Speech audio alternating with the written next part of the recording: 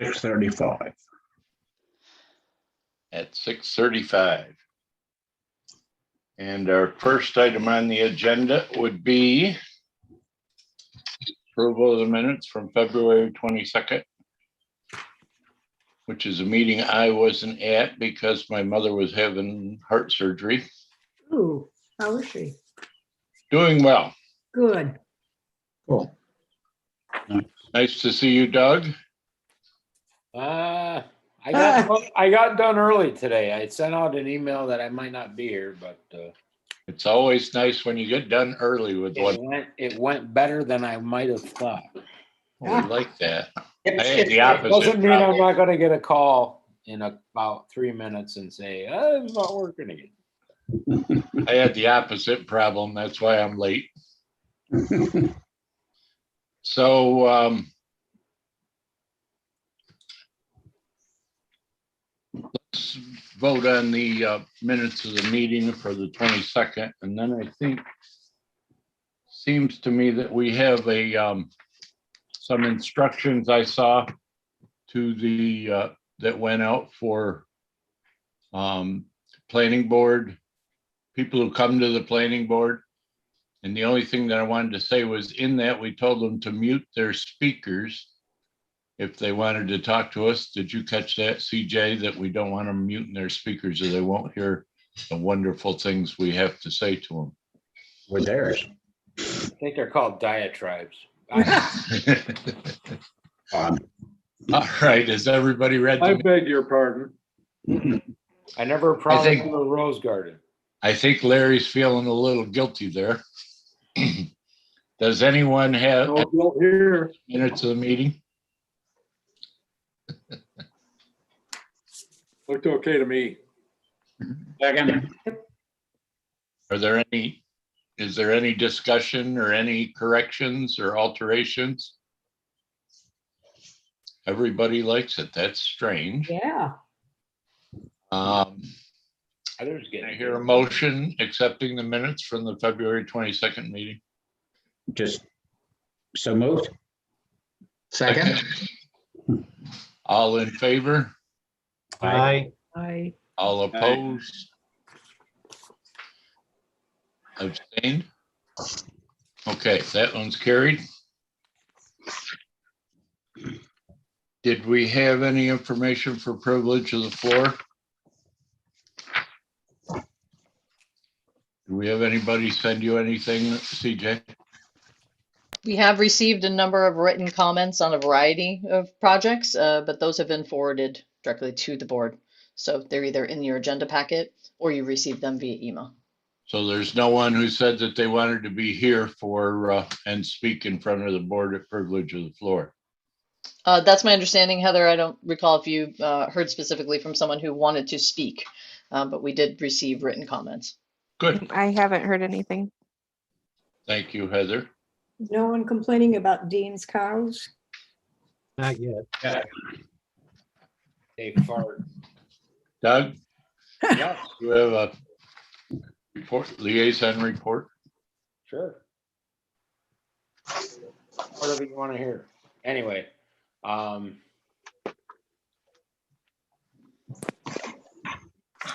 so at our town board meeting, we had a public hearing. Well, that wasn't true. We actually had a question and answer session, which was quite lengthy, with sheriff and also the manager of the Milton Meadows, with regard to the shooting that happened 2 weeks ago. I'll leave it at that. Went through when we went through all the heads of the departments with their meetings and consent agenda at that point. And with that regard, I'm reading from my phone because I can't seem to print off my agenda anymore at my printer. So I'm going to read off my phone and try to help and try to get this along. We had a consent agenda, motion approving, oh, by the way, Dean's cow farm is okay. All right, Dean, you can come back in, Special permitted. right? Okay, yeah, so that's all set. That was a 5-0 vote for that with a public hearing and then subsequent resolution passing it. Like I say, I went through not the board member reports, but the department head reports, which you can read online. I'm not going to go into that. Consent agenda, motion approving stormwater operating management and reporting agreement for the Lansing Rod and Gun Club. Motion authorizing the director of planning to execute fire building code consulting proposal and agreement 210-3092 for review of the Mirabito Holdings, Inc., Lansing Propane Petroleum Storage and Distribute facility. A motion authorizing Parks and Recreation Supervisor Patrick Terrell to sign a non-disclosure agreement. Resolution authorizing special use permit for farming livestock on 416 Asbury Road. I don't know why that's in there. Resolution adopting local law number 1 of 2021 to amend and update town code chapter 18 of the ethics law. A resolution approving town of Lansing public employer health emergency plan. A resolution authorizing execution of concession license and agreement for non-motorized watercraft at Myers Park. Resolution accepting and approving water and sewer advisory board recommendations for CWD proposed extensions 6 and 7 and terminating Article 12-A formation process due to lack of feasibility. A resolution approving water sewer advisory board recommendation for updated CWD advisory opinions and amendments to the town code. A resolution approving audit and budget modifications for the supervisor's report. And that was it. We had one person in the privilege of the floor. I missed that and I apologize. A resident on Sharpstein Road, Larry, since that's your last name. It makes you responsible. Yes. With opposition to the Dollar General, excuse me. So that was all I had for the town board meeting. Doug, do you want to talk about the special meeting we had earlier in the month?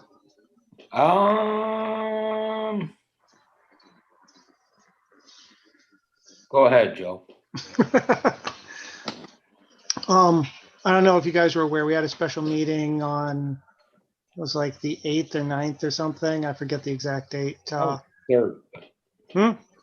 Third? It was early in the month. Right, I think it was the third, Joe. Okay. Talking about moratoriums and potential zoning changes. And one of the things that came out of that meeting was having the planning board look at the overlay district for the Cuga Lake Scenic Byway and see if we can't either, well, I think, help me with this, Doug, did we ask them to decide between a moratorium and just fast tracking that, or did we just want to fast track it? I'm not sure there was a real decision as to which way we wanted to go. I'm not sure either, except I thought we leaned towards a fast track to try to get some flavor of the situation. I know moratorium, at least in my eyes, is not the way to go. Joe, you may have a different opinion, obviously, or not obviously, but yeah, we kind of left it as a fast track. I wasn't sure if we left it as a fast track or asked the planning board to make a recommendation, but it was somewhere in between those two. I agree with you. We're all leaning towards the fast track. Right. And, that's at that point with the planning board, I would believe that would be a more of an opinion in that regard as far as what they may do. what they may recommend or suggest. If that. So I The really- basic understanding was that if we fast tracked a zoning overlay district, we could do that in almost as much time as it would take to do a moratorium. So it made sense to just do that and cut back on the work that everybody had to do. Well, you're right, but I don't think it'll be that easy, personally. That's my opinion, and I'm not dogging anybody or trying to downplay the way things go, but the way things go is it takes quite a long time. So Is this the information on this meeting available on YouTube? So we can look at it? certainly is. I think that before the board brings it up for discussion, we all ought to either spend time in one of our meetings looking at the relevant information, or we should try to do that individually to figure out exactly what you're looking for, I'd say both. district. I mean, everybody looks at it and says, you know, what are we doing? I mean, at this point, as I understand, the law reads pretty clear, and you know, like the lawyer or like Guy Crow said, I mean, this has always been there. It's been there 70 years. I mean, it's an allowed use at this point. So how do we approach that, and how do we, you know, certainly we've got a lot of correspondence from citizens, both through email and regular mail, that are in opposition to this. What specific use are you referring to that's been there for 70 years? The Danny Mini Mart. So it's been That a corner. gas station or a corner for, and a gas station on the corner for 70 years, 60, 70. Right. Right. So There's a gas station that was back in the day part of Rogues Harbor. And then there was the one with the IGA with the gas pumps. you're right. You're right. You're And right. then Argent Singer just to the south. I mean, No, God, there was what? History. Correct me if I'm wrong, but there was 8 gas stations in the town at one time. Yeah. Actually, I think there was more than that, Doug. Okay, there were 9. Get into Louis Emmek's old gas station up there with a store. And Yep. here One on Asbury Road, bums. But I mean, that you know, that's at this point, that's just the history. But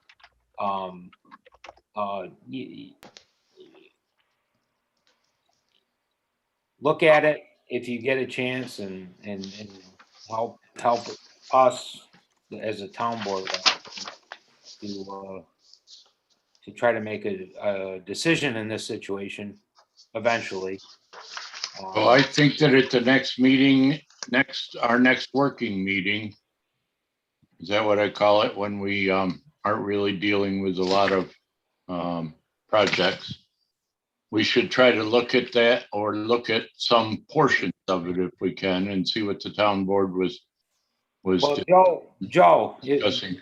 you without trying to interrupt, you were working on the overlay district, or still are, or I don't know if it's where you stand with that. I threw an initial draft together based on what some of the other communities along the Cayugas Lake Scenic Byway have put together. And this is all based on, you know, starting off with a comprehensive plan suggesting that we do an overlay district like this. So I threw together a draft. It's going to need a lot of work because I'm not really skilled at it, but it was a starting point. And so I think you could get that. The meeting that you're going to see is only half of it. A lot of it was done in executive session, but what you'll get is a pretty decent overview from both CJ and Guy about the differences between moratoriums and changing zoning, and, you know, why you pick one versus the other, the positives and the negatives. What was the reason for it to go into executive session? Just To get curious. specific advice from Guy. Legal advice. Legal advice on moratoriums. Yes. Yeah. And so is that information available to this board, Not at this point. since it was not employee related? Exactly. I think you could get a similar discussion from Guy in executive session, but it's not on, we didn't record it, so you couldn't see that, but we could bring Guy in and give you, and I'm sure he'd give you a similar set of answers. Go ahead. Larry. Yep, Larry. Correct me if I'm wrong, but isn't there a prohibition against a municipality changing zoning to preempt a particular use after that use has been proposed? Yes, but the use hasn't been proposed. Actually, what Guy told us is as long as we tell them that we're in the process of changing our zoning, we can change it during the process. That's true. That's true. That's all done in executive session? The use has actually been proposed. It just hasn't been, we haven't. It's not formally been submitted. There's no formal application, but it has been proposed. Because they've been in front of this board making the proposal before they made the application. Right. So that's probably smart by their point in this situation. Okay, we'll see if we can get information together for the board and get that up at our next meeting. Yes, if I may just quickly, you should have received an email way too late on Friday, March 5th, that included all of those as a heading: fiscal impact and moratoria, development, overlay districts, final Office of Renewable Energy siting regulations, which is a whole nother topic, of course. But I did get some direction from board members regarding looking for some maps, and so I have put a request in to county planning to help run some of those scenarios for us on actually 3 different overlays that Joe had mentioned to me some time ago: steep slopes, a stream, setbacks, as well as the scenic corridor as well. So I'm hoping to have that information for you in time for the working meeting on April 12th. Great. So Al had a great point too with the depreciation of property when a moratorium is imposed. Am I wrong, Al? No. Yeah, there could be substantial decrease in the tax base with a moratorium. So, I mean, you're hitting 2 heads there, and I'm not advocating for anything right now. There's one other thing to consider. If you ban certain uses from an overlay district, chances are very good that some of the uses currently permitted in that overlay district would be in violation and no longer able to upgrade or increase their size. And I'm speaking of inns. I'm speaking of well, we've got businesses and machine shops that are in current operation in that same corridor we're talking about.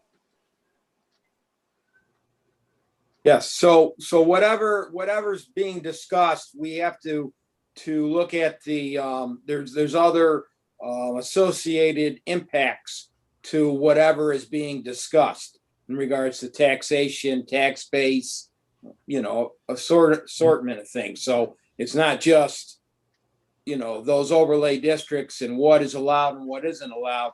If what is changed, how does that impact X, Y, and Z? That's all. So it's going to take a little time to research everything out. And I think CJ's, hopefully we'll get some maps and it'll give us an indication of the impact of the zones that we're talking about. In other words, how many properties are going to be impacted by these zones? Okay, well, this will all be discussion for the next meeting, at the working meeting. So keep those items in your mind so we can still have a discussion, but I'm sure there'll be plenty of information to come out. So we move along to the project that we have to discuss tonight. And I haven't been here for Dean's livestock. So if you could bring me up to snuff on that so that we have an idea. So I have an idea what we're talking about. Can you give me a quick rundown of what your plan is, Dean? Sure. So we bought our property in 1985.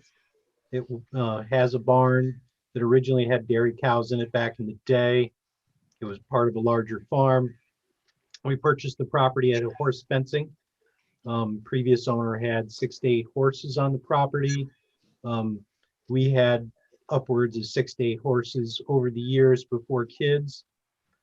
After kids, fencing started to get dilapidated and is now pretty well gone.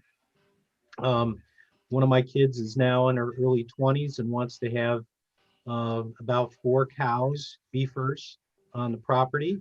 So we're looking at putting up some fencing for that. And that's really what's going on. We have road and soybean field to the south. We have farm property to the north and a little slice of 60 feet to the east. And then there's a residential neighbor along Asbury Road. To the west, there are neighbors across the street. So our fence layout takes into account the setbacks that are required. So have we decided in this case not to have an open hearing, I would assume? CJ? I don't believe that the Regs don't planning board require it. asked, And I- planning board asked for it. There was one at the town board recently relative to the special permit. Right, I can't imagine any reason why we'd need two. Discuss it in. I agree. I would like to point one thing out, that the only part of Dean's land that is affected by this is the 3.5 acres that is along Collins Road and Asbury Road. The rest of his property is In the right zone, that allows that. yep. And I might add, that was probably all originally, as I understood, excuse me.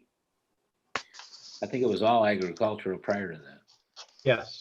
Mhm.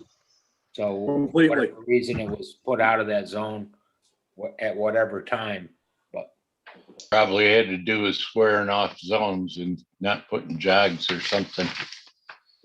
It that was was, it. Versa. have the same thing on the same side of the street. That's my guess. So, we have a resolution. Has everyone read it? And do we have any discussion on the resolution?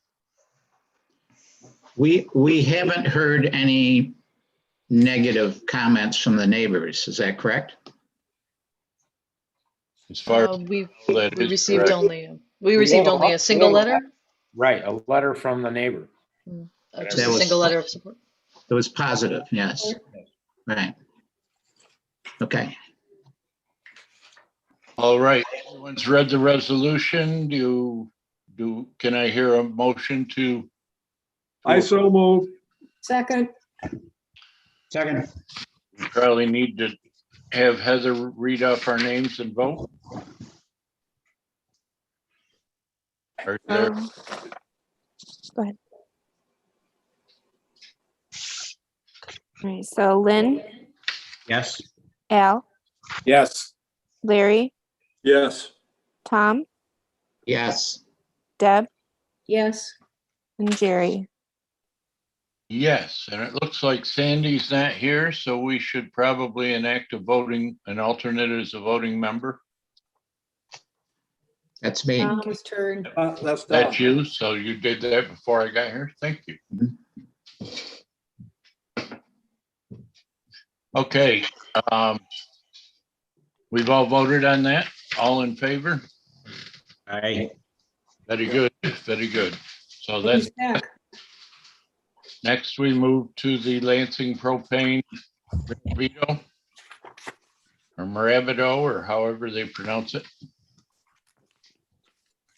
I think when he was here, I asked him that and he told me, but I forgot.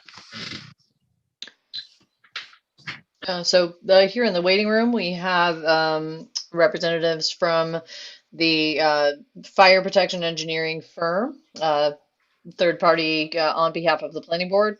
And I believe the fire chief is also here. Would you like to talk with with them first, or would you like to talk with the applicants first? Let's Up go to with you. the And applicants. there's also the public hearing. So I don't know if you'd prefer to just open that. I'm not seeing anyone in the waiting room for the public hearing, but we And did post another public one. hearing's been advertised for tonight to everyone around there. That's correct. Every person within 1,200 feet received a letter. That's correct. And the rules were included in the letter so that they knew that they could show up tonight and discuss it verbally instead of by email. Yeah, so you'll notice on the front of the agenda, there's a highlighted section with a very quick short link, so you could jump on this meeting if you wanted to. We offered a pre-registration as well to anyone looking to speak to the public hearing, and the opportunity to just show up at the time. Yep. We Okay. received a written comment. Is there any discussion? Could I, just a point of information, am I clear that they're only going to go with the existing propane tank and then add 3 petroleum tanks? I believe that's the applicant's intention based on the new application that we just Okay. received. Yeah. Yes, so they'll certainly are here to be able to speak to that. So I I got a couple questions, Jerry, before we admit them. Okay. I'm unclear when phase 1 in 2016 was approved, what site work was approved with that. So I'm assuming at that time they didn't do enough ground disturbance that they had to put in the retention ponds. Is that correct? Boy, that's going back a ways. I guess my memory of it is so bad I didn't realize that we were doing a phase 1. I don't remember that we were doing a phase 1 and a phase 2 was coming. Because I think if we'd all decided there was a phase 2 on the way, we'd have had some question about acreage of disturbance and stormwater. But maybe, Larry, do you remember? Maybe we did do stormwater with them. We went over it all and go ahead. I don't recall, but it appears obvious to me that at the time, the disturbance was greater than 1 acre. I think we'd have to check our records, but I don't think that we would have done a disturbance that large without having a basic stormwater plan. Go ahead, CJ. I could speak to this just briefly. Yep. Which is we've been corresponding. Dondi Harner, the town stormwater engineer, has been corresponding with DEC representatives, the environmental analyst who's been assigned to this project relative to the multi-sector general permit. And Dondi's correspondence in mid-January indicated that the town approved a SWIP for construction activities in 2016 as part of phase 1 for water quality and quantity controls of the site. So the question is who actually, I think this is the question anyway, is who has the jurisdiction over stormwater at this point, given that the permitting requirements have changed for stormwater in the interim since phase 1 and phase 2. And of course, we can have Dondi come to a future meeting if you'd like to discuss that further, and I can also find out more. Evan, did you have something you wanted to say? Oh, just that I was reading the resolution and there was a full SWIP for phase 1, but then CJ added far more details than I can even comprehend. So there is a stormwater pond there. of some kind, yeah. Yeah. And has anybody been out to check it and make sure they followed the rules from the first one? Do you know, CJ? Sure. Lynn been on top of that? Yeah, Lynn would be on top of that as SMO, and the applicants could probably speak to that as well as part of the reporting that they have to keep up with. So the other question that I had is, well, 2 questions. One, obviously about lighting, and I guess we'll address down the road, but I'm assuming that we didn't have a dark sky rule in place in 2016 and people could kind of put in whatever kind of lighting they wanted. And then the other is we got a naked bare tank out there that I'm not sure where they have any bolsters around it, but unless they could show me some photos that, that show some kind of a guardrail or bolsters that are all the way around the tank on the south, east, and west sides. I think they're pretty vulnerable at the moment. I mean, the west side obviously has trees and a ditch. And they've got a bunch of, smaller tanks that are just kind of out in the open, not in any kind of containment.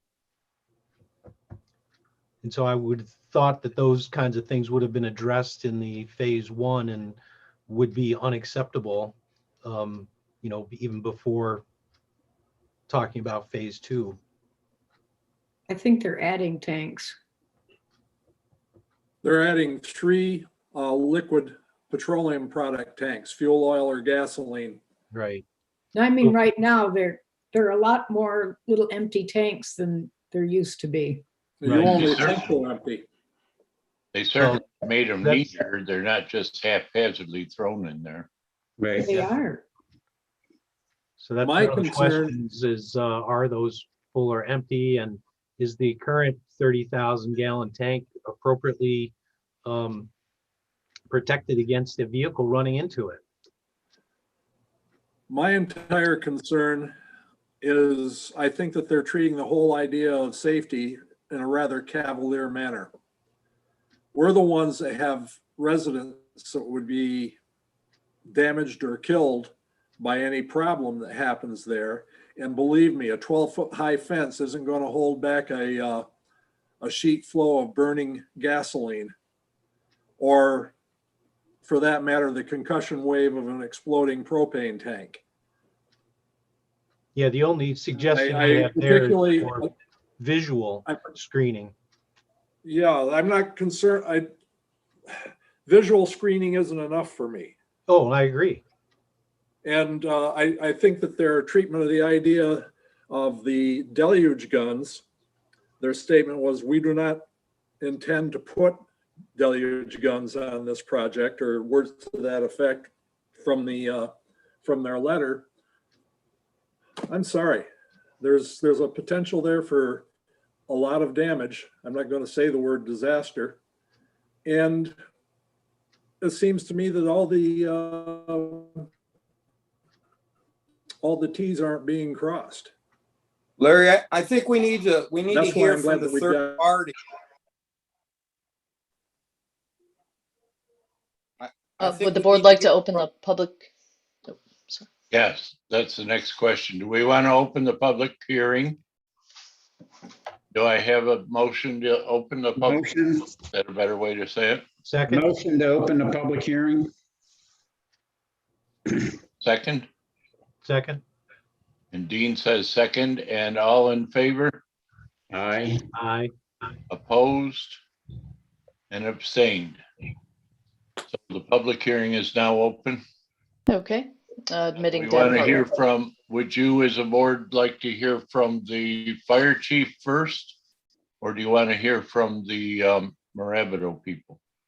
About the Well, expert. don't we have a third party, CJ? Yeah, We do, well, we have a couple things. We have a member of the public, I believe, looking to Yeah. speak. Right. And then yes, we also have the fire chief as well as the third party fire protection engineer. So we can admit kind of all of them as part of this, or we can just admit the member of the public and then come out of the public hearing and then go back into discussion with the town representatives or town consultants. That If we sounds good. could go with Moravido first, maybe, and the town representative second, and a member of the public third, their questions may be answered. Okay. And- Okay, so just to clarify, we'll be admitting the applicants to speak about the project, followed by town staff and or consultants, followed by members of the public for the public hearing. Yep. Okay. Hold just a moment for the project team, okay? That'll give most people the most information to work with.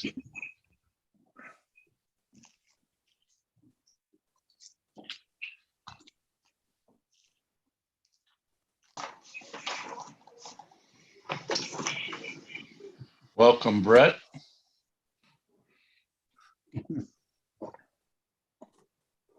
And Mr. Madison. Okay, so everybody can hear and everybody can see and everybody can talk. We have someone named Brad that is connecting and unconnecting. Oh, that's Fire Chief. Sorry about that. Oh. All right, do you guys have some information for us that we don't already have? Or give us a project overview?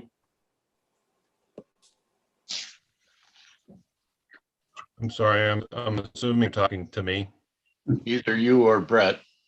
Okay, so quite a bit of information was submitted. Obviously, the project was changed to take away one of the propane tanks. So basically, that's the only major change to the project. So we're leaving the same, the 30,000 gallon tank that's there, and we're not adding to it. And we're staying with the petroleum bulk storage, those three new tanks as well. I'd like to address some of the items that have come up. I think we've been over some of this ground before, but the stormwater plan that was initially submitted back in 2016 covered the full development of the property. That would have included any impervious surface associated with the propane tank, the petroleum bulk storage tanks, the buildings that are proposed, and the roadway, all of that. So that was put through and approved and installed. The stormwater pond was constructed to those specifications, and all that information should be available at the town and was approved by TG Miller at the time. And the inspections were conducted per the stormwater plan, and Lynn Day should have all that information, and the project basically was put on hold until we started phase 2. So there was at the time in 2016 a phase 2. Actually, there was supposed to be 3 phases, but we kind of went to try and put everything into phase 2 that would have included the petroleum bulk storage. So the town board at the time knew that petroleum bulk storage was part of the long-term plan. So be that as it may, the thing that came up now, that the stormwater regs have not changed. What has taken place now is, because there's going to be petroleum bulk storage, there is also a stormwater plan that has to be prepared per DEC requirements that involves sampling. There would be annual sampling because there's going to be petroleum bulk storage on the property. So the stormwater, the multi-sector general permit, that the stormwater permit that was prepared for that a couple months ago addresses the petroleum bulk storage and the need for sampling, and that was outlined in that stormwater plan. So typically, I mean, I think it went to TG Miller, and there might be some, they don't know exactly who's supposed to necessarily review and approve it, but it really falls in the jurisdiction of DEC. And I think that TG Miller could advise on it. It's pretty straightforward. If you have petroleum bulk storage, then you have to do this, and this type of sampling and report that to DEC annually. So that's that particular issue. Does anybody have questions about that? And can I clarify that anymore? Yeah, my only question was whether you were required to do more stormwater activity for phase 1 other than on paper. And that was determined by TG Miller at the beginning back, I believe, even in November, that no, we don't have to do anything more because it was constructed for planned build out of the property. Because that's the way you have to do it these days. You have to, whatever your total build out is proposed, you have to do a stormwater plan for that. You can't do it for just the phase that you're doing initially. You have to consider everything, what your potential is. So that's what was done at the time. Including the 4,000 square foot building, Wayne, because I don't recall the building being proposed in 2016, but you already had it in your calculations? It's in the paperwork They- somewhere? It's on the original site plan, has the office building and the garage building on there. It also has an area shown for petroleum bulk storage tanks, which actually turned out to be probably about twice as big of an area as we were actually proposing, because we really didn't know what was going to, how much area was going to go into it. But that's so anyway, yes, we considered all that at the time.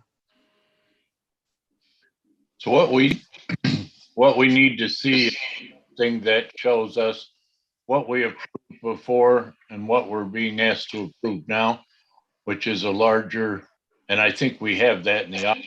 Is that true, CJ? What was the question? I'm sorry. Fully We're catch looking up. for something that was, can show us what we approved in 2016 versus what we're being asked to approve at this point. And I think that in 2016, Cricket was the storm water officer. Is that true? And then it was after that that Lynn took that job back over again. So do we have records of the inspections from Cricket and right up through from 2016? That would be the applicant that generally submits those as part of the SWIP. Inspections. Yeah, that was part of the requirements to prepare the inspections and get those to the town within like 2 weeks of whenever the inspections were done. So they were demonstrated to be current while construction was happening. The construction activities really didn't take a long time, maybe 8-9 weeks or something like that. So I think we only did maybe 8 or 9 inspections. I don't think it was a lot of them, but they should definitely be on file with the town. And we haven't needed any inspections since there. We didn't ask for annual inspections but that's what you're saying is going to happen under the new SWIP, that there'll be testing and annual inspections or semi-annual or 4 times a year. So we're talking about kind of 2 different things. When construction activities begin again, for instance, when they start breaking ground on the office and the garage and placement of the petroleum bulk storage tanks, anytime you start disturbing the soil, we have to start inspections. Yep. And that's one thing. And then on a parallel track is the testing, and that's covered by the multi-sector general permit. So that's a different animal, and that will have to continue ad infinitum. In other words, once the construction of the petroleum bulk storage tanks is in place and the garage building and the office building, once that's all tidied up and we're done disturbing and everything's seated properly, the stormwater inspections discontinue. And then this multi-sector general permit requires that, it's either semi-annually or annually, we're testing for petroleum contaminants in the stormwater, and those have to be reported to the DEC. So none of these inspections are performed by our stormwater inspector. I mean, when I'm building, I have to hire an engineer to come in and do the stormwater inspections to begin with during construction. And who does the inspections after construction? So again, as far as inspections during construction activities, it's most likely I'll be doing those inspections like I did before. So I would you're the engineer of record there. Yes. Okay. And it's likely, not necessarily, but it's likely I may be taking, after construction's all done and Mirabito has to report on the water quality issues, the petroleum contaminants and sampling and that sort of thing, I may end up coordinating that as well, or they may have somebody that does it themselves. But there's really no inspections done per se. It's more just going out there. There's an outfall where you're supposed to take the sample, have it analyzed by a lab, and then the results are sent to the DEC to demonstrate compliance. And they're not sent to the town of Lansing? Yeah, They can were I just jump in? Yep. Yeah, I was just going to say, I've been corresponding with Lynn.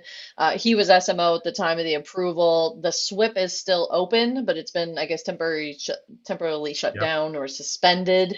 And yes, the stormwater engineer is aware of this, but I'm not sure about the coordination with the multi-sector general permit. We're still waiting to hear back from DEC, as Wayne was saying.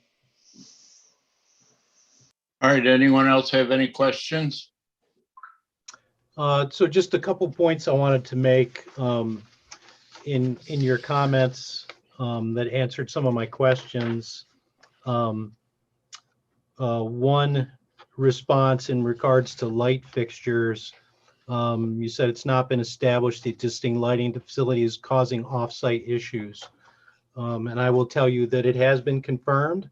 I personally went there at night. There is a light on the town barn building. That light is not casting significant shadows beyond the Marabito property. There is, however, 2 large lights currently there on the Marabito property. The one to the west is shining directly on top of the tank, on the top and south face of the tank.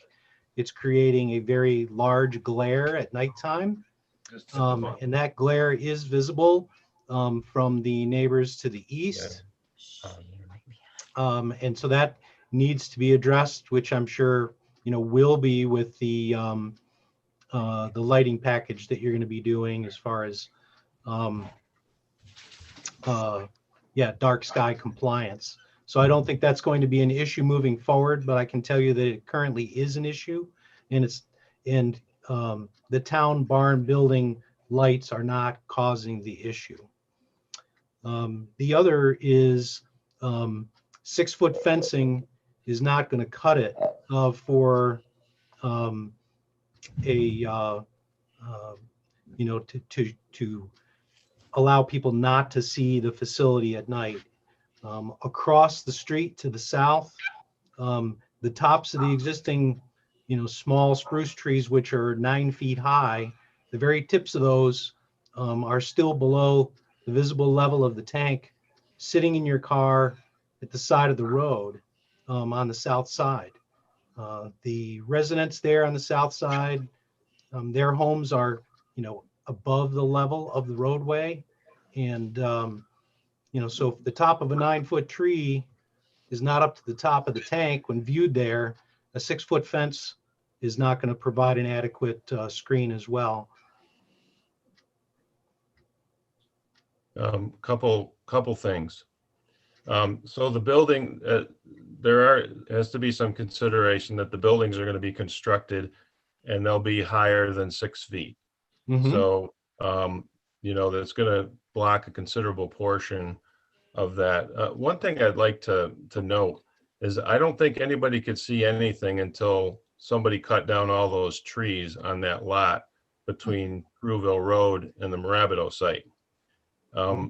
There is actually a state regulation that should have required them to have a stormwater plan in place for clear cutting a site greater than 1 acre. So there should I have can speak been to that. an actual proposal for that. CJ, what do you have to say? That it's timber harvesting and the stumps were not disturbed, and so that actually is exempt from stormwater regulations under state timber harvesting rules. So, That was timber. So, anyway, CJ, what happens if they start to remove those stumps? What happens then? then that's disturbance. So as soon as activity is going on, then they'll be in violation. If they were to remove the stumps and actually disturb the soil over an acre, yes, absolutely. Now, agriculture and timber harvesting have different rules. And I don't think that's particularly relevant to this project. I mean, it's not the land was not in site control of Morabido, that wasn't owned by them. So I guess it's a little relevant, but Well, Yeah, the the only relevance, relevance there has to do with the view right. from the road and the view from the neighbors. And we're assuming, aren't we, that there is a business that's going to want to go in there maybe after the timber harvest is done? Is a possibility. And if that happens, it'll provide more screening in Moravido's favor here. But your building is going to be running east to west on that property, and it's going to be over near the edge where it will screen out the tanks. Will it screen out all the tanks? It won't screen out any of the tanks, other than perhaps 3/4 of the existing propane tank. But But they it al- won't screen, they're it also- will not screen out the liquid fuel tanks. The tanks are going to be partially recessed, so they will be down in the ground a little bit. So, there will be, the fencing should provide some screening for that. I think the point the dean was trying to make is 6-foot fence is not adequate. And we should be looking for something more than 6 feet. Dean, you mentioned 12? Well, you indicate in your notes, in your response to some of my questions, that the bulk petroleum tanks will be 8 feet above grade. So obviously a 6-foot fence is not going to provide adequate screening for those. On the east side, where we've got a neighbor, 2-story house, very concerned that propane tank, somebody's got an echo going on here. But that propane tank with a light downcast over the top of it is going to reflect again at that east neighbor, and they're the one who's really going to be the most affected by that. And unless you're going to in some way, cover that tank to stop the light from reflecting off the tank, then you got to provide some kind of screening that's going to stop that reflection. Are you talking more like the southeast? Because there's nothing to the east. Yes, the neighbor to the southeast, correct. 2-story home. Well, I don't know. Is there an ordinance that gives a fencing size? I mean, I don't think there's objection to trying to do our best to screen that.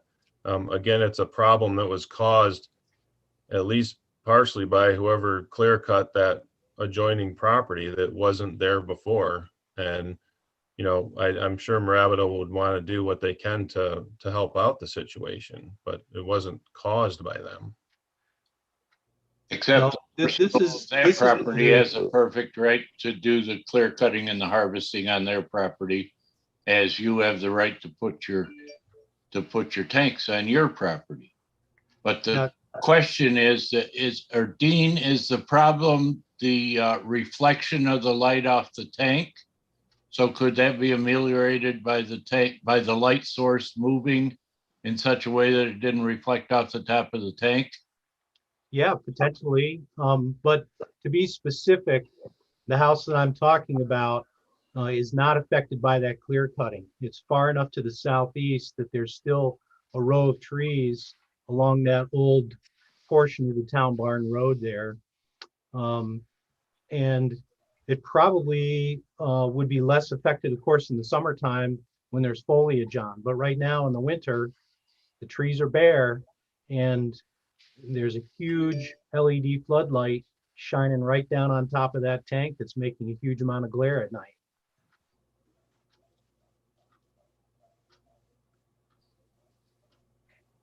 So Dean, what are you recommending then? Are you recommending that they put a fence up along the parking area or more trees along that parking area? Or something else? If they don't want to put a high enough fence in to block it, then I think they need to look at an anti-glare coating. They need to look at very seriously at how their lighting plan is not going to reflect off of that tank. So Whether you can put in lighting that's closer to the ground there. is a 12-foot fence going to stop the reflection or the glare off of the top of that tank from the neighbor? Potentially, I think that we would even have to go over to the neighbor's property to their home and look at that.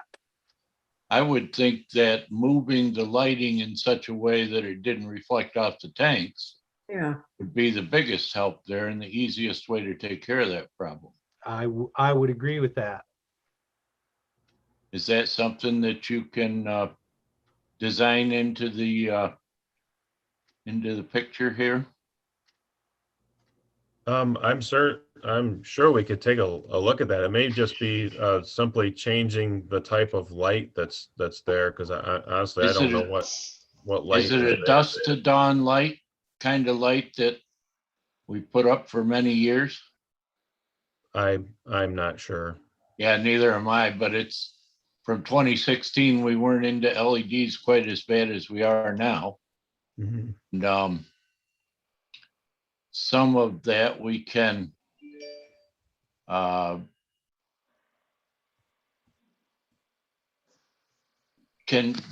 light can be focused with the LEDs where it couldn't with the old mercury vapors or high pressure sodium or whatever might be out there.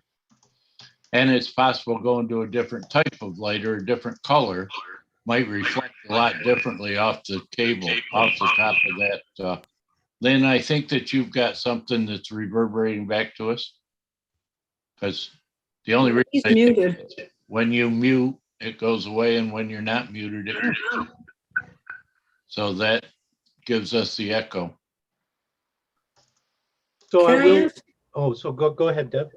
Can I ask what the purpose of the light near the petroleum tank is? I mean, does the tank itself have to be lit up, or could the light be next to it to light the area, but reduce reflection? Do you mean the propane tank? Yeah, because that's the one I think Dean was talking about, reflecting the light. Yeah. I like I say, I think there's certainly room to take a look at what specifically could be put in to change the situation there. I don't think it was necessarily thought out that they were going to have to make sure that tank it doesn't reflect off the that other people can see it. At the time, I don't think it was even brought up. So they just put it in. But if it's an issue, I don't see why that can't be directly addressed. It just seems to me like that's something that we could definitely take a look at.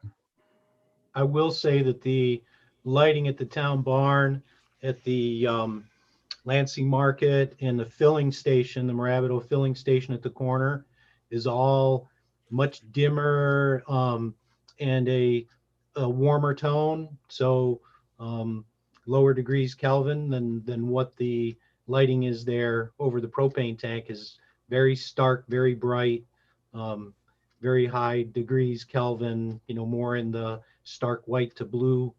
And there's actually two lights on that pole side by side, and it's just a lot of light. It might be more than what they actually need. Like say when they put it in, I'm sure there wasn't any more thought given to it than what they've had at their other bulk plants, and they just put that in, and even the location, it's probably more just for driver convenience or something like that. So I don't see it as a huge obstacle that can't be overcome. And it's not something that we're going to see as a problem on the 3 new tanks, right? we'll definitely do something to make sure we don't have glare off of them. Are they the same white tank that the propane is? Well, regardless of what, well, they'll be in containment, so they'll be mostly covered. I think they're probably gray, and I don't think they're white. Most I of the would time think it's it'd white. typically be a different color for a different wood, but maybe not. I don't think that's necessarily the case, because they may interchange, they may change the use of a particular tank over time. The letter that we got said that the tanks would not be covered. Are you? Correct. They will not be covered, but they're in containment. Containment comes up the sides of the tanks, a certain amount. So explain in containment to us so we all know what you're talking about. That's a term that you're obviously familiar with, and I'm just an electrician. Tank in a box. Well, I'm just an engineer. So, So I understand that containment's a box, but that usually Right. would have a top on it. And what exactly are you looking at? Are they going to be sunk in the ground and left open at the top? What's the pumping look like? Yes, the tanks, well, everything will be recessed a certain amount, a couple of feet or so into the ground. But the tanks themselves are a welded steel construction that in accordance with DEC and EPA requirements have to provide 110% minimum of the volume of whatever tank it's holding. So if there's 30,000 gallon tank in there, it needs to provide at least 33,000 gallons of containment. So it surrounds the tank, and if there was a catastrophic event where it lost all its fuel, it would stay within that containment structure. So they generally come up to at least halfway up the side of the tank, and maybe a little bit more. There is a cut sheet was passed out on that, so there are specific numbers to it, but there's not going to be a cover over the top of it, so it will be open to precipitation, and basically that's what's going to be out there. And next to those tanks will be a loading rack, and by that loading rack, that's where the trucks will come up and load and unload fuel into and out of those tanks. And you've seen those physical structures. I think I sent a picture of the one that's actually down at the Ithaca bulk plant. That's what they'll be reconstructing here as well. And the whole thing will be designed so that if there's a catastrophic event in a delivery truck, say a delivery truck loses all of its contents, that would flow in the direction of flow would be into and underneath the tanks, the 30,000 gallon tanks. It wouldn't go into their containment. Underneath that's going to be more area to hold any catastrophic event. That's an EPA rule. So that's the way it'll be set Is up. that earth under there, or is it going to be concrete pad, concrete sides? You're obviously going to have some kind of footings in place to support the tanks. Basically it's going to be a crushed stone bottom, and then it'll have concrete side walls to how big those are, maybe 3 feet. I don't know what their plan is, but I guess they've had them in other bulk plants. But it's good, they'll sit on a crushed stone. The steel containment tank will sit on crushed stone, and there'll be concrete side walls that'll provide some element of protection. Again, this is very low speed. You've got delivery vehicles that are, basically going under 5 miles an hour anywhere around there. So there's other protections to make sure we don't have any kind of catastrophic event similar to the propane tanks that have the bollards in front of it to protect from any kind of, I mean, there's not going to be any high-speed traffic, so it You hope. would be difficult to not, go through the bollards and actually take out a tank. Well, it looks like about 3/4 of the tank is exposed with no bollards next to it. But it's not right next to the road either. It's a good distance off. And again, the traffic's going to be very low speed. It's not, similar to a situation where you've got 55-mile-an-hour traffic or something that something could happen. The only people that'll be accessing the site are Morabito people. Question. Wayne, you mentioned that if there was a leak in one of the trucks that was servicing the tanks, Yes. any fuel that leaks out of the trucks isn't going to go into the tank containment. It's going to go into the ground underneath the tank containment. It's going to go into a space. The exact design isn't, I don't have that in front of me yet, but that's a requirement, is that they have to provide a minimum of, say, a standard delivery vehicle, maybe it has 10,000 gallons or say, 5,000 gallons, or it might be two 5,000 gallon tanks in the truck. If the larger, you have to provide enough containment to handle the largest tank spillage. Say, if it's a 6,000 gallon tank and a 4,000 gallon tank in a 10,000 gallon delivery vehicle, you have to have at least 6,000 gallons of spill containment available if there's a catastrophic event on that 6,000 gallon tank. Okay, so that the crushed stone area underneath the tank and underneath the containment for the tanks themselves, that in turn will have some sort of containment to keep the fuel inside that area? There'll be some way to make sure they provide that containment. They have to do that according to their spill. Once this gets built, they'll have to prepare a spill plan, an SPCC plan. It's an EPA plan. They have to prepare for spill containment. So they can't really put it in unless it's in compliance with that particular regulation. Okay, thank you. Do we have any more questions for these gentlemen? All right, let's hear from the town representatives. Okay, We admit them, CJ? yep, admitting now.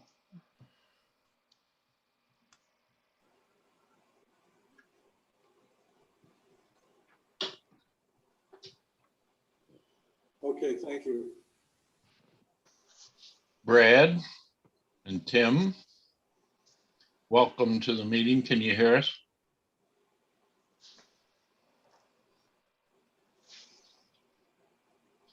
Maybe, maybe not. Tim's got himself muted. Go. Yeah, good Here's evening. Tim and Brad. Yep, I'm here, sorry. Okay. All right, did we have, are they here to present to us, CJ? But just to briefly introduce Tim, he's been retained, their firm, shall I say, has been retained on behalf of the planning board as lead agency for this project. And Tim, of course, can provide his own introduction. I just want to say that Tim is here, of course, on behalf of the town. Tim and Brad. Yep, I'm here, sorry.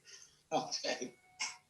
All right, did we have, are they here to present to us, CJ? But just to briefly introduce Tim, he's been retained, their firm, shall I say, has been retained on behalf of the planning board as lead agency for this project. And Tim, of course, can provide his own introduction. I just want to say that Tim is here, of course, on behalf of the town. Hello there. I'm with Rand Fire Protection Engineering. Tim, somebody's listening to the YouTube video as well as seeing us on site, and that feeds back to all of us with a 6 or 8 second delay. So Yeah, I think I got it covered now. Okay, thanks. Go ahead. Okay, I was wondering whether I'm hearing things and I don't see anybody's lips moving. So I'm Tim DeRuscher with Rand Fire Protection Engineering. I'm out of Rochester. I'm a fire protection engineer with 38 years experience in the consulting engineering field, doing all sorts of fire and life safety matters and building and fire code matters for a variety of different items. On top of that, I've been in the fire service in my non-paying job for 42 years and proud of that to still do that. So it gives me another different viewpoint. So we've been hired to take a look at this relative to the storage of petroleum on this site and look at some of the various items that may be of concern. And we're just getting into it. We just, obviously received a new site plan late, I guess it was today or late Friday. I'm not sure which. Okay, Brad, you want to introduce yourself, or would you please? Sure. Brad George, Fire Chief, Lansing Fire Department. And have you been out to the site and looked at it, and you have any recommendations to make? I've been to the site before, yes. I wasn't aware that they withdrew the proposal for the second propane tank till hearing it tonight in this meeting. So other than that, I don't really have any other concerns other than I think it was brought up at the last meeting about maybe opening up the second means of egress off of Brewville Road. And then just the windsock would be another recommendation. So what was the reason that they closed that second means of ingress into the town barn when they, was that problems with turning left or something off of that road under Brewville Road? I'm not sure why they closed it. It was closed years ago. I don't know if it was from the residence that's right there on the corner or just to help mitigate traffic and, safety concerns. I know that's the way I always used to go into the town barn instead of navigating the Y down there. And one day it almost caught me. Yeah. I said, who took the road away? So I assumed that there was a good reason for it. It'd be nice if someone here knew what that reason was. Because two means of egress would be an important thing to this with this project here. Sure. I agree. Al? Brad, let me understand then. Does your opinion change now because of the change in the project as far as the suppression system? Well, I mean, the main reason for having the deluge system was the additional propane tank. That would have been the main focus of that deluge system, not necessarily on the petroleum, because we wouldn't typically use water to fight a petroleum fire. We use water, but we use a foaming agent as well. So it would primarily would have been for the propane portion of it. Okay, so our concern was because of your concern. You no longer have that concern. So the question is, should the planning board have a concern about the suppression system? No, not at the revised phase 2. I mean, if there's ever a phase 3 or 2.0, if there was, then it would obviously still be a concern. But, given the standpoint that they currently have a 30,000 gallon propane tank with no fire suppression system, it's a little hard to mandate that they put one in now because they've, had no safety issues for 4 years. So, and the other petroleum tanks aren't really affecting it as far as that's concerned, because you wouldn't want that covered with a deluge system anyway. Right. And a propane or a petroleum fire would obviously react and act totally different than a propane fire because of the pressure of the propane system and the way it, off gases and things like that. But right, the fire suppression we would use would be more of a foam based system for the petroleum. And Tim, you haven't studied it all, but based on what you're hearing right now, can you follow along with that and give us a little feedback? I can give you a little bit of feedback that, okay, yeah, it is different, as the chief had said, it is different. However, lest we not forget that we're dealing with presumably petroleum products, which could be in generic terms, gasoline, diesels, home fuel oils, those kind of things. So we're talking about class 1 and class 2 and possibly class 3 type of flammable and combustible and ignitable liquids. So the tanks themselves, while they are constructed, and I believe the applicant has indicated a standard steel walled tank with a containment vessel that's alongside of it, but that doesn't do anything for exposure onto those tanks relative to fire or heat that may or may not occur when we have a loading rack that's basically adjacent to the tanks. So I'd say that there is a concern. There's a national standard called NFPA 30, which is referenced in the fire code and is a national standard that's used in most areas, including New York, that deals with truck unloading and loading facilities being at least 25 feet away from tanks. It doesn't look like in this thing, I'm just giving you my gut reaction here, doesn't look like that's what's being proposed here. And the main concern then is, just as Mr. Madison was saying earlier, if there was an incident in the loading area that would expose the tank, or the tank would expose the loading truck during some kind of a fire problem, whether it's because of static electricity, whatever else that occurs, it's the transfer of the liquids that become the concern rather than just having them sitting there inside of a tank. So there's ways to mitigate that. Most notably, there's specialized type of large tanks that have what they call a protected tank. It's essentially got a fire rated barrier, a double wall that has it's either concrete or some other kind of material, so the flames and the heat can't deal and affect the tank at all. So there's a number of things that we're going to have to take a look at. That would certainly be an item to be looked at in this case here. Tim, So will you be providing a written response in the near future? Yes. How Yeah, quickly? We're hoping we just got into this literally today, so Okay. we're playing catch up here.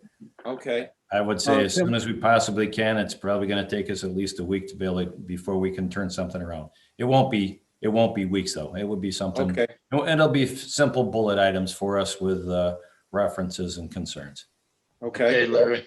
if there are any. I those want to ones I see right now. clarify one thing. I completely realize that a deluge system is not for fire suppression. It's designed to keep the temperature of the gas in the tank down low enough so that the pressure doesn't build to the point where you have a levee.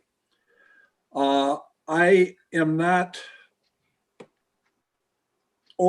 I'm not really soothed by the fact that there's only going to be one 30,000 gallon tank that has no method of cooling it in case there's an issue with the safety valve.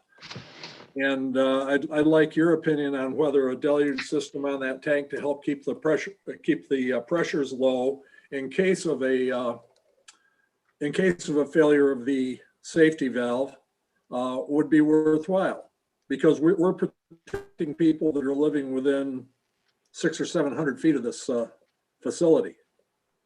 Yeah, so normally water spray, there's a number of different things. So water spray systems, which is essentially the thing that you're describing here for a propane tank, sprays water on the tanks, on the top, on the sides, on the bottom. So when you have radiant heat exposure, it doesn't heat the exterior skin up of the tank.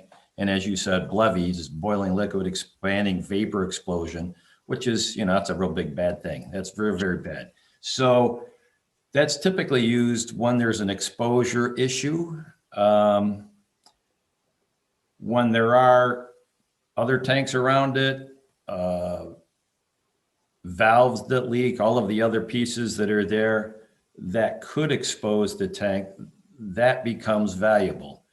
It also becomes very valuable when the fire service, i.e. the chief and his crews, have to come and do things manually. And now you're relying on time, distance, water supply that's available, et cetera, in order to do the same thing. So wherever we can, we'd like to try to deal and engineer out any kind of potential problems. One of those may be, and I'm not saying it is in this case, one of those could be or may be a water spray system. LP has got a very good track record of being a very safe product. There's a lot of standards, NFPA 58, a number of other ones that deal with that and how to prevent a problem before it goes into play. But when it does come into play, as I was talking to CJ earlier today, it's like, what happens when the unthinkable happens? Who are you going to call? You're going to call the fire department. You're going to call the police. Somebody else is expected to deal with it. So we just want to make sure that the tools and the various viable, scenarios are addressed, rather than just looking at, hey, everything's exactly the way it is and everything's going to work exactly as planned. Therefore, there's no problem. That's good for most of the time. What happens when we have a non-typical or a failure of something? Tim, Thank those you. water systems, water spray systems, are they an issue here in our northern climate with the snow, and ground cover? And No, water spray. This is, if we're talking LP, but keep in mind, most loading racks in larger terminals, we've done a lot of those. It's very common for a deluge fire foam water sprinkler system to be present to protect that because of whatever risk assessment that they did at that plant or whatever codes were in effect at each of those areas. So water spray just cools. It will not, I can pretty much guarantee, it will not put out a flammable liquid fire. It'll keep it under control and keep it smaller. As the chief says, foam is the only way to make some kind of a, extinguishment capability for the rack area or something around those tanks that are there with, the covers. If the covers are on, likely it's not going to have an exposure because it won't have any air. But going to the other piece with the storage tanks, there's always a heated room with an enclosure with a valve. It's called a deluge valve. And then there's some detection that activates, or a manual station that activates. Then it charges all of those piping systems full of water with nozzles. And at the end of the day, they drain it all out and it's completely dry. It's used in Alaska. It's used in the whole Northeast here. It's not an issue as long as it's understood that it's in cold weather rather than down in Central Florida or South Florida. So essentially, it's like a dry sprinkler system. Correct. Except through. all the sprinklers are open. So it just, when you turn it on, everything goes. Gotcha. There's no, there are no links to melt or anything. Correct. Lynn? Was that on again? Yep. Yeah. Go ahead and say what you want to say, though. You can unmute yourself. For those of us who aren't really in the fire control business or the petroleum business, could you explain to me what the rack is exactly in some pictorial terms, so I have an idea of trucks are pulling up here and loading or unloading to or from the tanks? And I don't understand what there is racky about that. Thank you for that, Jerry. Yeah, I would let the applicant describe that the best way. It's probably easier if he knows it, but. Mr. Madison? Yeah, what's your first name first so that we can? It's not Karen. It's Wayne. Wayne? Wayne, yeah. Okay. So the loading rack is basically the area that it's a term. I am no expert on it, but it's just the term they use for the station that, you know, a truck, a delivery vehicle comes up to that loading rack and then connects one way or the other to piping that's connected to the large petroleum bulk storage tanks that are in the containment area, whether dike storage or in, you know, some other kind of storage area, but the piping comes to the loading rack. Oftentimes it's in a box. You would hook on to the place where they connect the piping with the hose from the truck is in a box. So there's containment there. So like when you connect to the piping, you know, you could do the loading or unloading. And then when you take it apart, sometimes there's residual fuel and it's caught right in that little box. So most of the time that you would see a small box right next to this loading rack. But when you come up to these, and I did send a picture or two of the loading rack that they have down at the Ithaca facility. You know, they pull up to it with these delivery vehicles, and then the driver gets out and he connects to the truck hosing right to this, you know, fill port, and loads or unloads right from there, and then he takes it apart and, you know, then he leaves. So that's really the purpose of the loading rack, and it's really just a common term for the petroleum industry of the place where they do the fuel transfer on delivery vehicles. Okay, so Is this Go a ahead, picture of the loading rack from last No. week? Oh, That's the petroleum bulk storage in containment. but this proposed site is not going to have a structure like this. It won't have anything overhead. So the pictures they sent were confusing then. Well, they're something that's similar to, well, this is going to be similar in that those tanks are recessed, but they don't, the tanks in Lansing will not have a roof over the top of them. That particular facility, they had a roof over the top of them. So if we have an NFPA blah, blah, that says that this should be 30 feet away or 25 feet away from the tanks, why does our print not show that? I mean, we show a 30-foot wide by 50-foot long rack, but Mr. DeReicher, did I say that right? Is suggesting that there's a code that says that there needs to be more of a separation there between the tanks and the rack. Is that correct? I'm not going to disagree with it. He's probably more familiar with it than I am. Oftentimes, I can clarify that that's the base requirement. Then there's exceptions based upon drainage, where it goes, what type of tanks, what kind of protection, all the other features that you have or don't have in the particular circumstance. And the objective is pretty simple. You don't want a truck incident because they're taking hoses and connect them just like they do in gas stations. They take that big hose, they hook it on the bottom, they put it down on the ground into the tank. Here, the other end, instead of going into the tank, is going to this connection that's going up to this 30,000 gallon fuel tank, this bulk tank.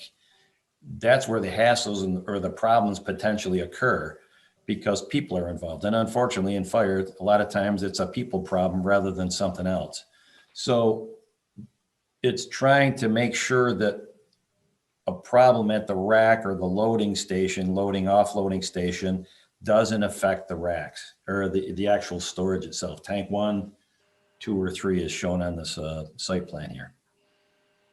That makes sense. Makes good sense to me that you would want to keep all of that away from the tanks because a little spatial difference there could make a big difference in how serious an accident, or maybe you call it something else, might occur.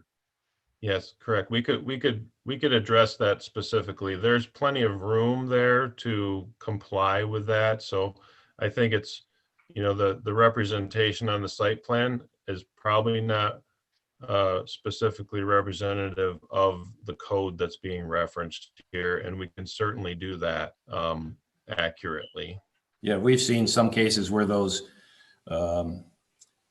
steel tanks are either made into a protected tank, which the tank is concrete encased. It just looks like concrete, but it's some kind of special stuff.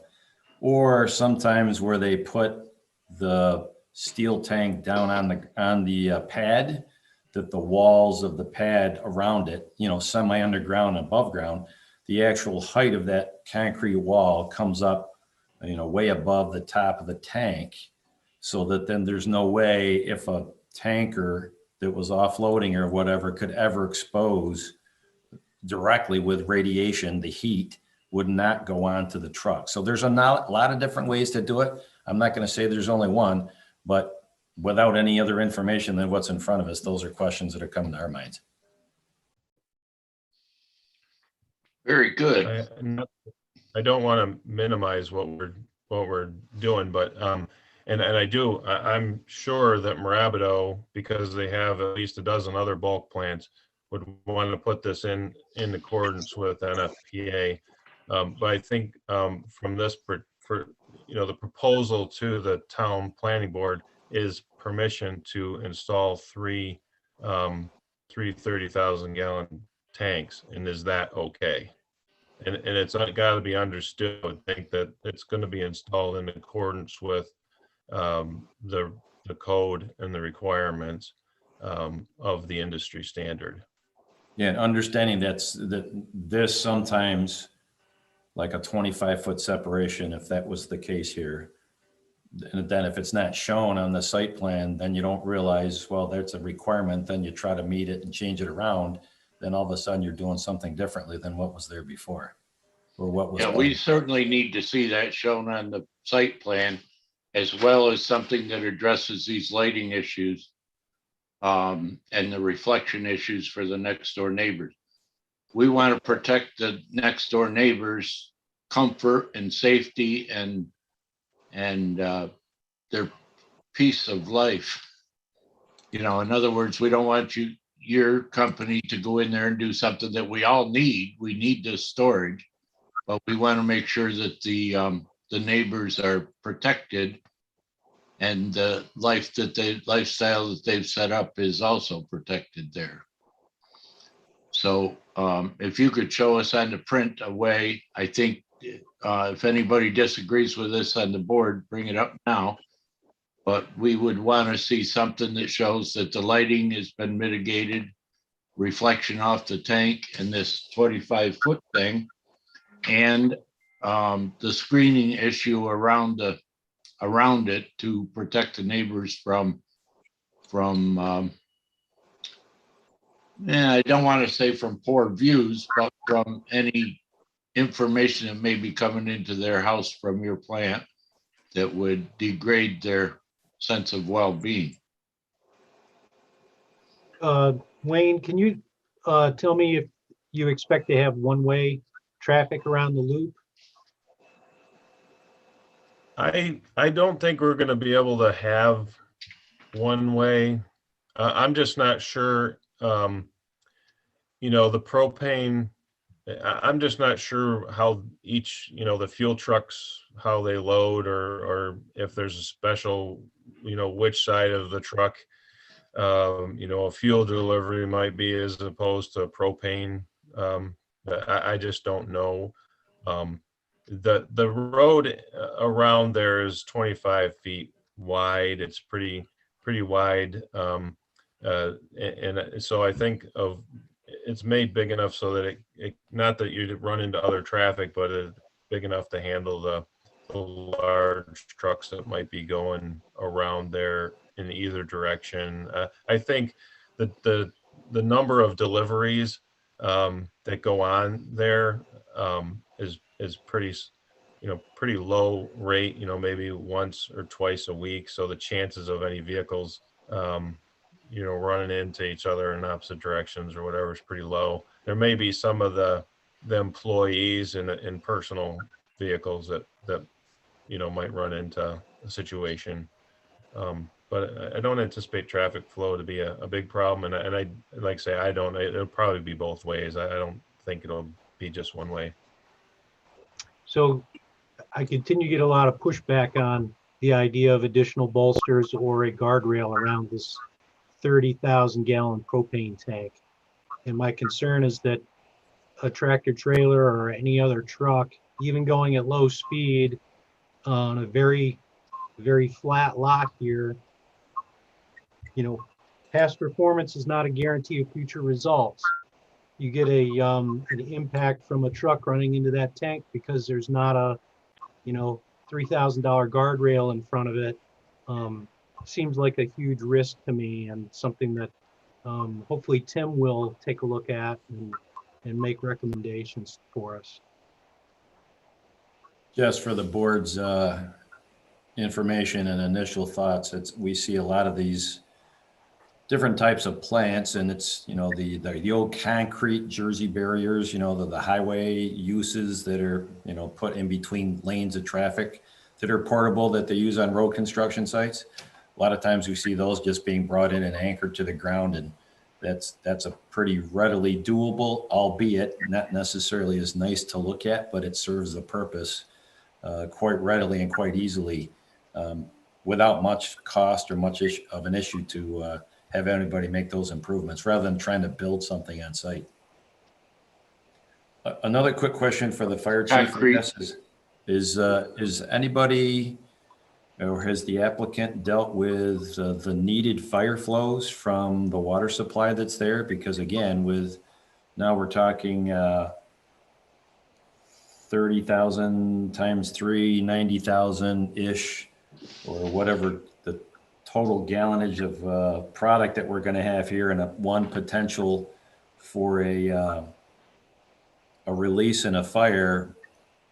Firefighters and the foam operations, they require water in gallons per minute.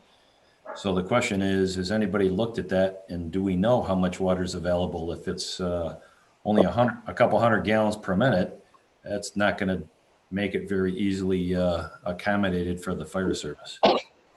Brett, do you have any idea on the flow rate of the hydrants nearby? I think the last safety study they did, I think they were around 1,100 gallons a minute off the municipal water system. And Tim, does that sound like it's sufficient for what we're looking at here? It's a start. It's better than 500 or 300 or 100, right? But that's better than nothing, and I'm not going to say that that's adequate or not because I haven't run the calcs and numbers yet. Right. But will you be able to do that in your submittal to us? Sure. Thank you very much. We appreciate that. Does anyone else have a question? No. Okay, now we have a relative or someone that wants to come in under this, the open meeting. Yep, there are two members of the public here to speak, so Well, hold just a moment. Have we opened the public hearing yet? We did. Okay. I've lost transmission a couple of times, so I was just checking.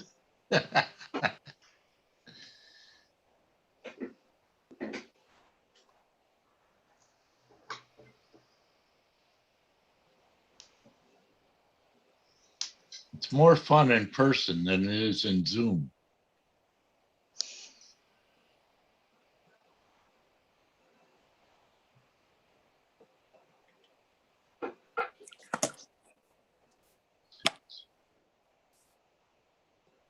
Hello, could you introduce yourself to us, and have you heard the previous goings on here so that you have an idea of, has it answered any of your questions, or do you have some new ones? Well, actually, it's answered some of my questions. I think I came into it a little late. I had a meeting that ran over, and so I didn't get here till about 7, I guess. So I understand that there's the idea of this, one of the storage tanks is not going to happen.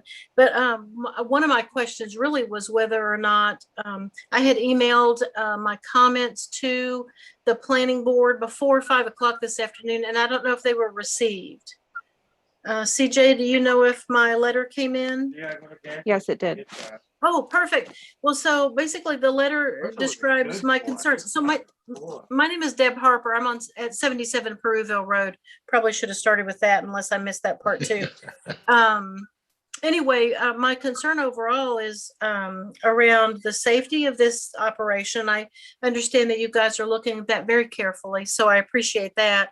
But the other thing is about some of the development in general that's going on in the town, and my concern is the development. Some of this is going so fast, and the planning board and the town actually are kind of limited in whether or not we can set some limits or set higher expectations for some of the development that's going on because of a mismatch between the comprehensive plan and the land use ordinance. We really need to keep the comments relevant to the Moravido storage site.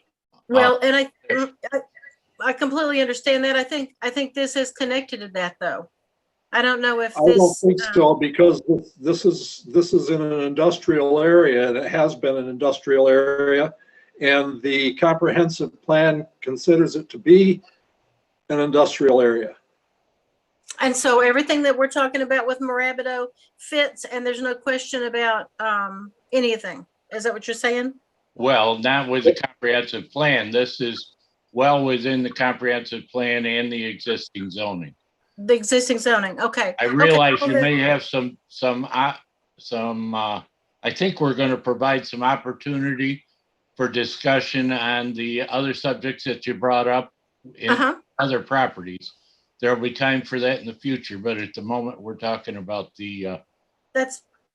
That's perfect. And again, the main thing, I had sent my letter late, which is it covers more than Moravido, and I wasn't sure if that was received. So I'm glad to hear that at least that came in. So you have my thoughts on paper. And we read everything. Each one of us reads every single letter that comes in to make sure that we have your ideas. And sometimes that brings up some very good discussion points with the developers. So we appreciate it.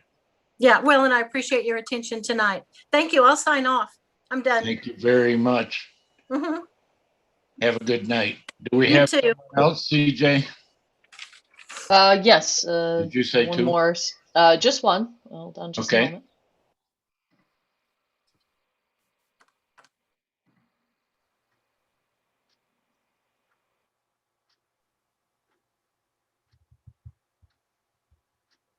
Hello.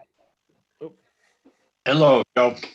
How's it going? My name is Joe Williams. I'm at 86 Peruville Road. I think I talked last planning board meeting, but I figure I'd come back in again just to make sure that I'd say stuff so it didn't look like nobody was coming out against this or whatnot.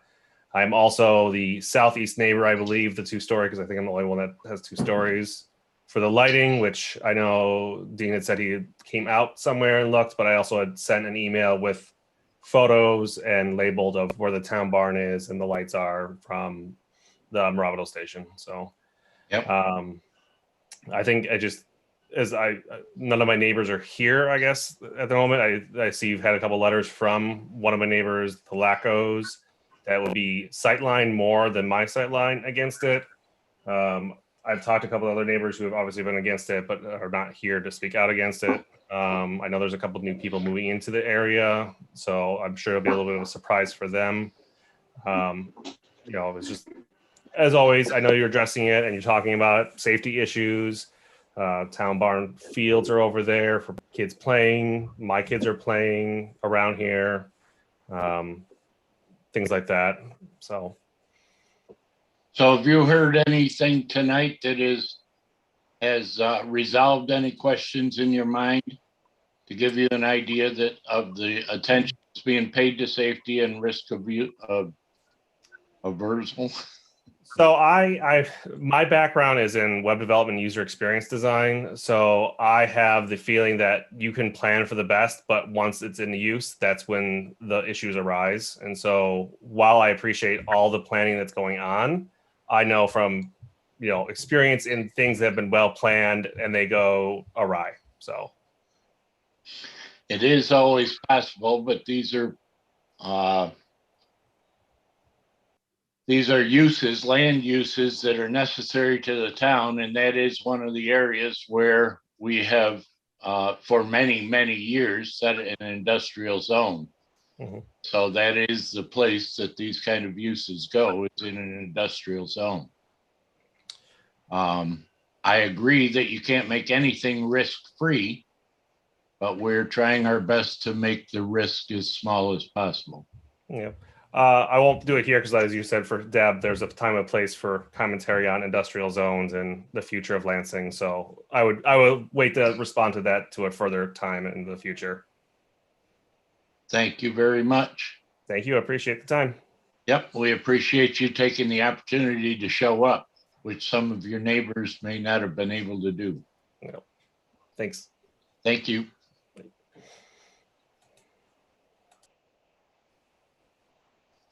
I do have one email to read.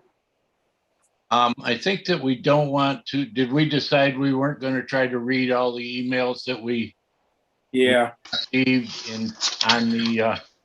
on a Zoom meeting, that we will instead make sure that they're included in everybody's packets and they'll become part of the record? Is that true, CJ? Yeah, I think if the applicant had requested, or not the applicant, the commenter had requested that it be read aloud, then we would read it aloud for the public hearing. But I'm not sure about that comment, Heather, whether that's stated in the text. Yeah, they asked for me to read it at the planning board meeting tonight. So. Actually, Guy said at the last meeting that we did, even if there was a request to read the letter, that we didn't have to do that for sake Fair enough. of time. It works. Under the COVID, during the Zoom meeting thing, I'm in agreement 100% that we will not read any emails or correspondence unless it's at a public hearing. So at the public hearing, I think, is the proper place where someone who can't make it to the Zoom meeting, perhaps for internet problems, can at least have their say brought forth in front of us. So as long as it's not a 20-page comment, Heather, could you read it? Absolutely. All right, so it's from Ruth Hopkins. I am out of town, but wish to have my comments read at the planning board this evening, either at public hearing, if appropriate, or during privilege of the floor. Thank you. Comments on proposed increased propane facility. The addition of 3 to 5 30,000 gallon propane tanks to the area behind the Lansing appears to be a change from a local distribution center to a large regional distribution center. The full environmental impact is needed. Increased fuel trucks will further degrade the center of our town. Greatly increased numbers of fuel trucks will increase the likelihood of vehicle accidents involving flammable materials. The worst hazard associated with regional propane centers are the truck accidents. How have this and other increased hazard risks been assessed? Most towns and counties site these facilities far away from the residential areas and shopping. Please share the full environmental review with our community and allow us to comment before any approval is begun. Please tell us the plans for the adjacent lands that were recently cleared, making this entire heavy industrial facility visible to the residential area and everyone passing through the center of town. Thank you, Ruth Hopkins. Well, we'll have to tell Ruth, thank you very much for, she's over at Gary Road. That's correct. Okay, so those are all good points, but they're points that we've discussed tonight, I think. So we have a resolution in front of us. If there's no more discussion. I would like to say something about the vegetative buffer that's surrounding the site. It doesn't seem adequate. You can certainly see everything quite well from the road, even with the trees that they have there. I think that our resolution in front of us, Tom, is just to declare lead agency. Okay, And we have time to discuss that at a future meeting. I'm sure we're going to want to have Tim's information in front of us for safety purposes. And then there's going to need to be lighting and vegetative buffers involved. I'm sure Dean won't let us get away without it. So as far Otherwise known as shrapnel. now, we'll need concrete buffers then. We'll declare ourselves lead agency in this. Has everybody read the resolution? Yes. Heather, do you want to call the roll? May I just jump in here real quick? This is not just a general seeker resolution. This gives you two choices for the proposed action. And if I may, just briefly discuss the rationale for the possibility of a type 1 action. I did ask town council to consider the option of a type 1 action for this particular type of project based on the threshold under 617.4B, being a project that is located in a town of a population of 150,000 or less, of a facility of more than 100,000 square feet. So there's been some analysis on whether a facility can include fueling lanes as well as the actual tanks as well as the buildings. And my understanding from council's conversation with DEC is that if the planning board as lead agency saw fit, you could propose this as a type 1 rather than unlisted action. So of course, I leave that to your discretion, but I just wanted to mention that conversation and point out that highlighted section on the draft resolution. So the highlighted section is leaving us open to the option at the next meeting or when we deal with this. It's right now, actually. Huh? Yeah. Yep, right Pardon? now. That's the choice. Yeah. What are the different ramifications? I'm always confusing type 1 versus unlisted. No worries. Yeah, so the type 1 action is actually on that list, that 617.4 list, meaning that the state has come up with thresholds. So like we were just talking about that population threshold, for instance. So these are kind of predetermined thresholds that say, okay, we know that these types of actions require a little bit of a harder look. So we know that right out of the gate. And what that does is ask the applicant to complete a full environmental assessment form, part 1, versus the planning board could ask for it during an unlisted review. They could say, oh yeah, we want the full part 1, but a type 1 action also would refer this to the town's Conservation Advisory Council for their comments as well. I believe that was a request of this planning board some time ago, was to include them in review of all type 1 actions. So it would include their comments as well.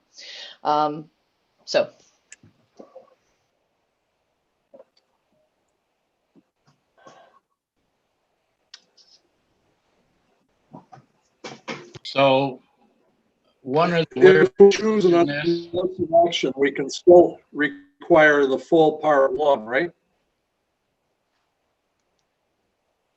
and so in this, whereas in this resolution, we're to choose a unlisted or type 1, and what one or the other will be edited out of the resolution after we vote on it. That's correct. So Yeah. you would just, someone would make a motion to suggest with one type of action or the other, and you could vote on that. Well, do I hear a motion? I move we consider For this an type unlisted. 1. Well, Oh, you wanna- you're going unlisted, Lynn? With the requirement that we ask for a full unit, a full environmental statement. If it becomes necessary in the future, at a future meeting. Deb, does that sound good to you? Okay, sure. You want to second it? Yes, I do. I will.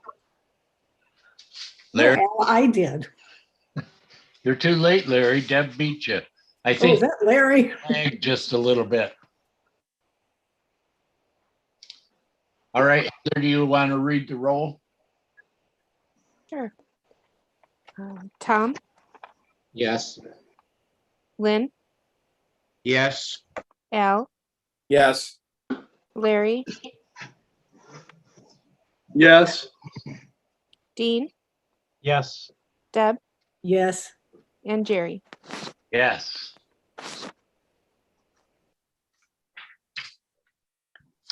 All right, No. gentlemen, we received a lot of very good information tonight, in my opinion. And we'll look forward to hearing from you, Tim. And we'll certainly send whatever you send us on to Wayne and Brad. Don't we have to vote on the resolution now? We did. Oh, we just voted We on did. the wording. Oh, well, that was the whole thing too? Okay. Yep. Yep. Yeah, evidently we decided with the motion was made as an unlisted action Ah, resolution. Did you have some concern over it? no. With No, my I'm just trying to inability put in my properly place. explain?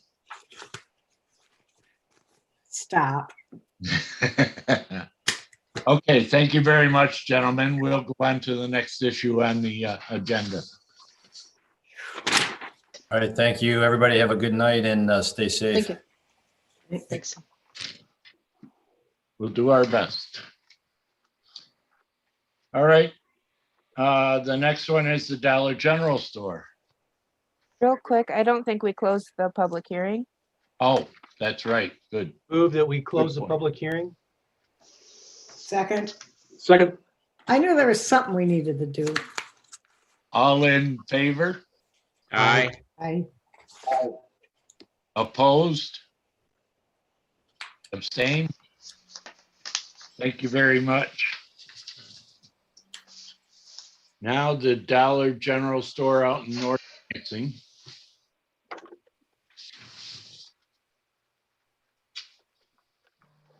Do we have anybody here to make a presentation? I guess that we've Yep, received. there it's. Sorry. Do we want to bring them in board, or do you have anyone have any discussion before they come in? I think we have some new prints and some finalized elevations, or maybe all we have is elevations. We have some statement on the heat pump situation too. Yep, from Tom. Yeah, I really don't think that they took a serious look at this, and what they're stating from MCNA Consulting is just wrong. They're claiming that heat pumps only work above 45 degrees. That is, If that were the case, we wouldn't have heat pumps here. yeah, My experience with heat pumps, at least in the hotel industry, is that they're not very effective when you get down around 29 or 30 degrees. They're very effective above that point. And that the switch over for hotel guests anyway, from heat pump to electric heating, when the temperature gets below that, generally ends up being a lot of discussion between some poor night clerk and somebody in a room.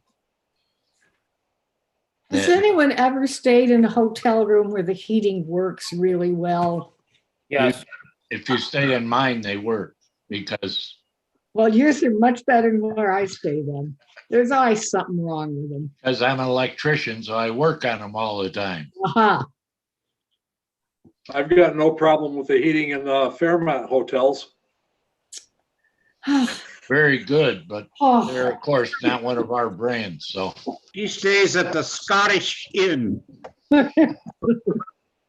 All right, shall we let the people from Dollar General in? Sure thing. Okay, admitting applicants now, Bob and Steve. And Tom, I was talking about air-to-air heat pumps in that case.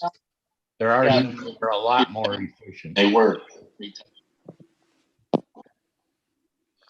Okay, Mr. Vukas. Hello, good evening all. How you doing tonight? Pretty good. Do you have a presentation to make? I just wanted to say that I'm joined by the developer tonight, Mr. Bob Gage, and we're just providing an update that we have submitted architectural elevations that were per the town request. We've received DOT comments, which appear to be their final comments. We submitted that to the board. So we're just like to see about the next step for approval and go into seeker and next steps and answer any questions you might have. Does anyone on the board have any questions for these gentlemen? I'm still not convinced that they've seriously considered heat pumps as a heating source. We're supposed to be pushing towards a more sustainable county, and I don't see heating with propane as the way to go. We have actually considered, we've talked to our engineer. I believe that Jerry hit on it pretty well, what our engineer had to say. There is a point where the heat pumps are not as efficient as the propane heat once you get down to a certain temperature.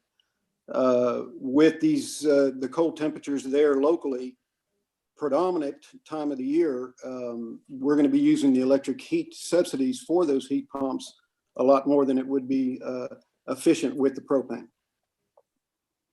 Well, several other companies that have just established in this area are going with heat pumps, and they don't seem to have that issue with that you're presenting. Well, I believe the temperature there in your area gets down below 30 degrees for an extended amount of time.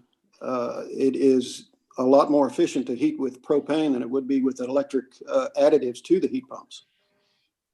At the present time. So some of the companies are looking to the future when theoretically electric costs could go down below propane costs. At least that's the way that I'm looking at it as I try to keep track of what's going on here. And so there is a good chance, possibility at least, I wouldn't go probability, that the electric will end up being cheaper in the long run than the propane. So it deserves a look. And I don't dispute that at all. Basically what we're doing is designing for today. We do have the option to go back and make those changes in the future if that does happen. And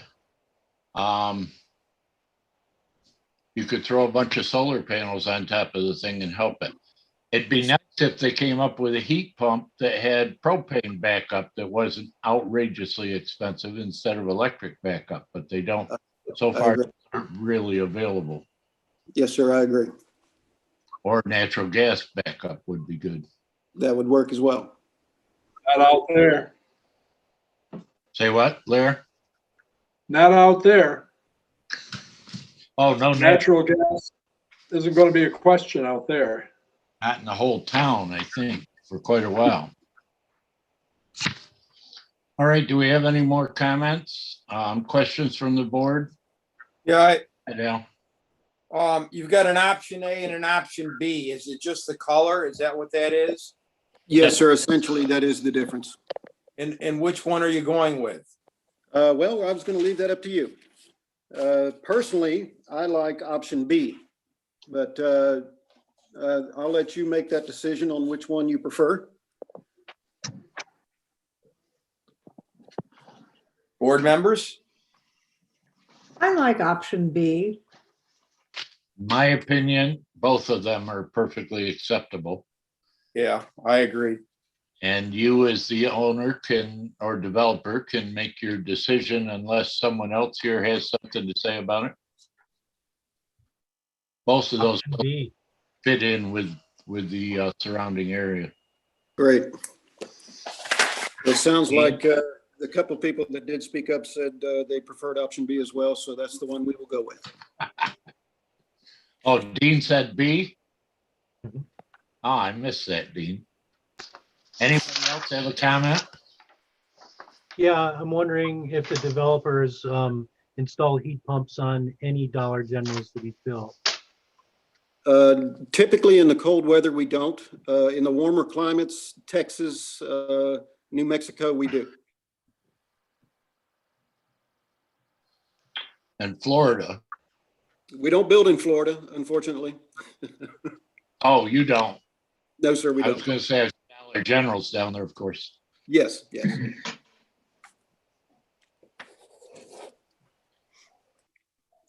Anyone else have a comment? Deb, when you mentioned a gable roof, is this what you had in mind? It's not bad. You know? Better than I thought it would be. Great. That's good news. Did you develop the store in Pompey? Yes. I drove by that one the other day and it's a nice looking building. Well, thank you. Any standard. That's the Pompey Mall. The Pompey Yes. Mall. Don't be just That's calling right. it Pompey. That was a hard fought win. That we actually had to go through that process twice with that town, but we ended up getting it approved and able to build it. It did turn out nice. Store. Thank you. So is this going to be the Sharpstein Road Mall here? We didn't name it the mall. That was already there whenever we got there. All right, we have a resolution in front of us that is state environmental quality review, negative deck or not. Do we want to vote on, we have to vote on this as all one resolution and not as parts, CJ?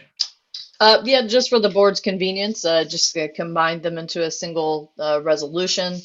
And in addition, I somehow managed to carry over wacky clause 8 from the Cuba Lake National Bank. So whereas 8 is completely stricken, that should be removed. The entire clause made it in there. So other than that, the other edit to consider is whether you believe that the applicant has documented they have considered the 4 energy elements as per the Tompkins County Energy recommendations. So you only essentially have to they recommended that modification as per the letter you've just recently received from them. And it's really up to the planning board to determine whether you believe that they have considered the 4 energy elements. And I can drop those into the chat here real quick so you can see them. And if I may, we did receive that letter. I believe, Steve, that was this afternoon. Is that Yes, that's correct. right? So as soon as we received that letter with those recommendations, I did send that to our engineers and I'm having them address those in written form, and we will send that to you as soon as we receive that back.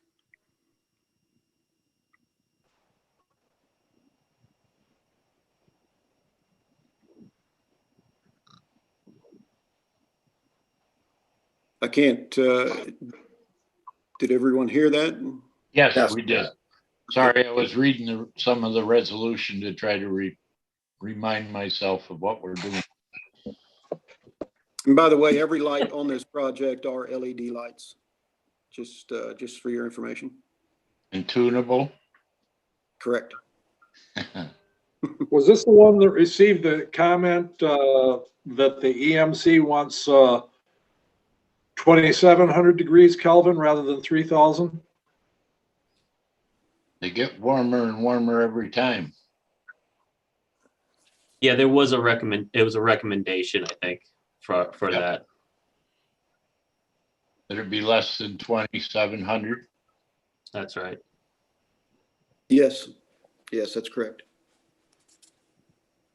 That was the recommendation. And applicants, Okay. are you planning to adhere to the 2,700 or do you have a preferred temperature? That was a little more technical than the knowledge that I have on those LEDs. So that's why I forwarded over to our engineer, and we will have a response letter that I will forward on to you as soon as we receive that. Should be Monday. Okay, that I just want to be clear to the planning board that that comment is not binding on the board. The comment about the consideration of the energy elements is binding. So.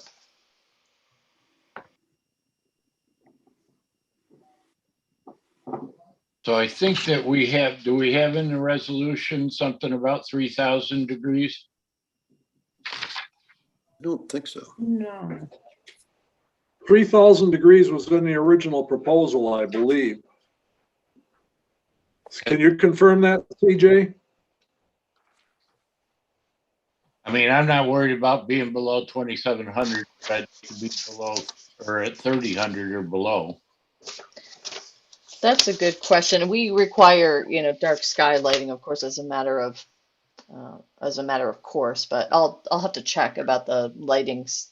I don't know, Steve. You might probably have this in front of you. I know for sure it's dark sky compliant. Exact temperature, I don't know offhand. There seems to be some desire by the world to limit blue light at night on things other than tablets and laptops and cell phones.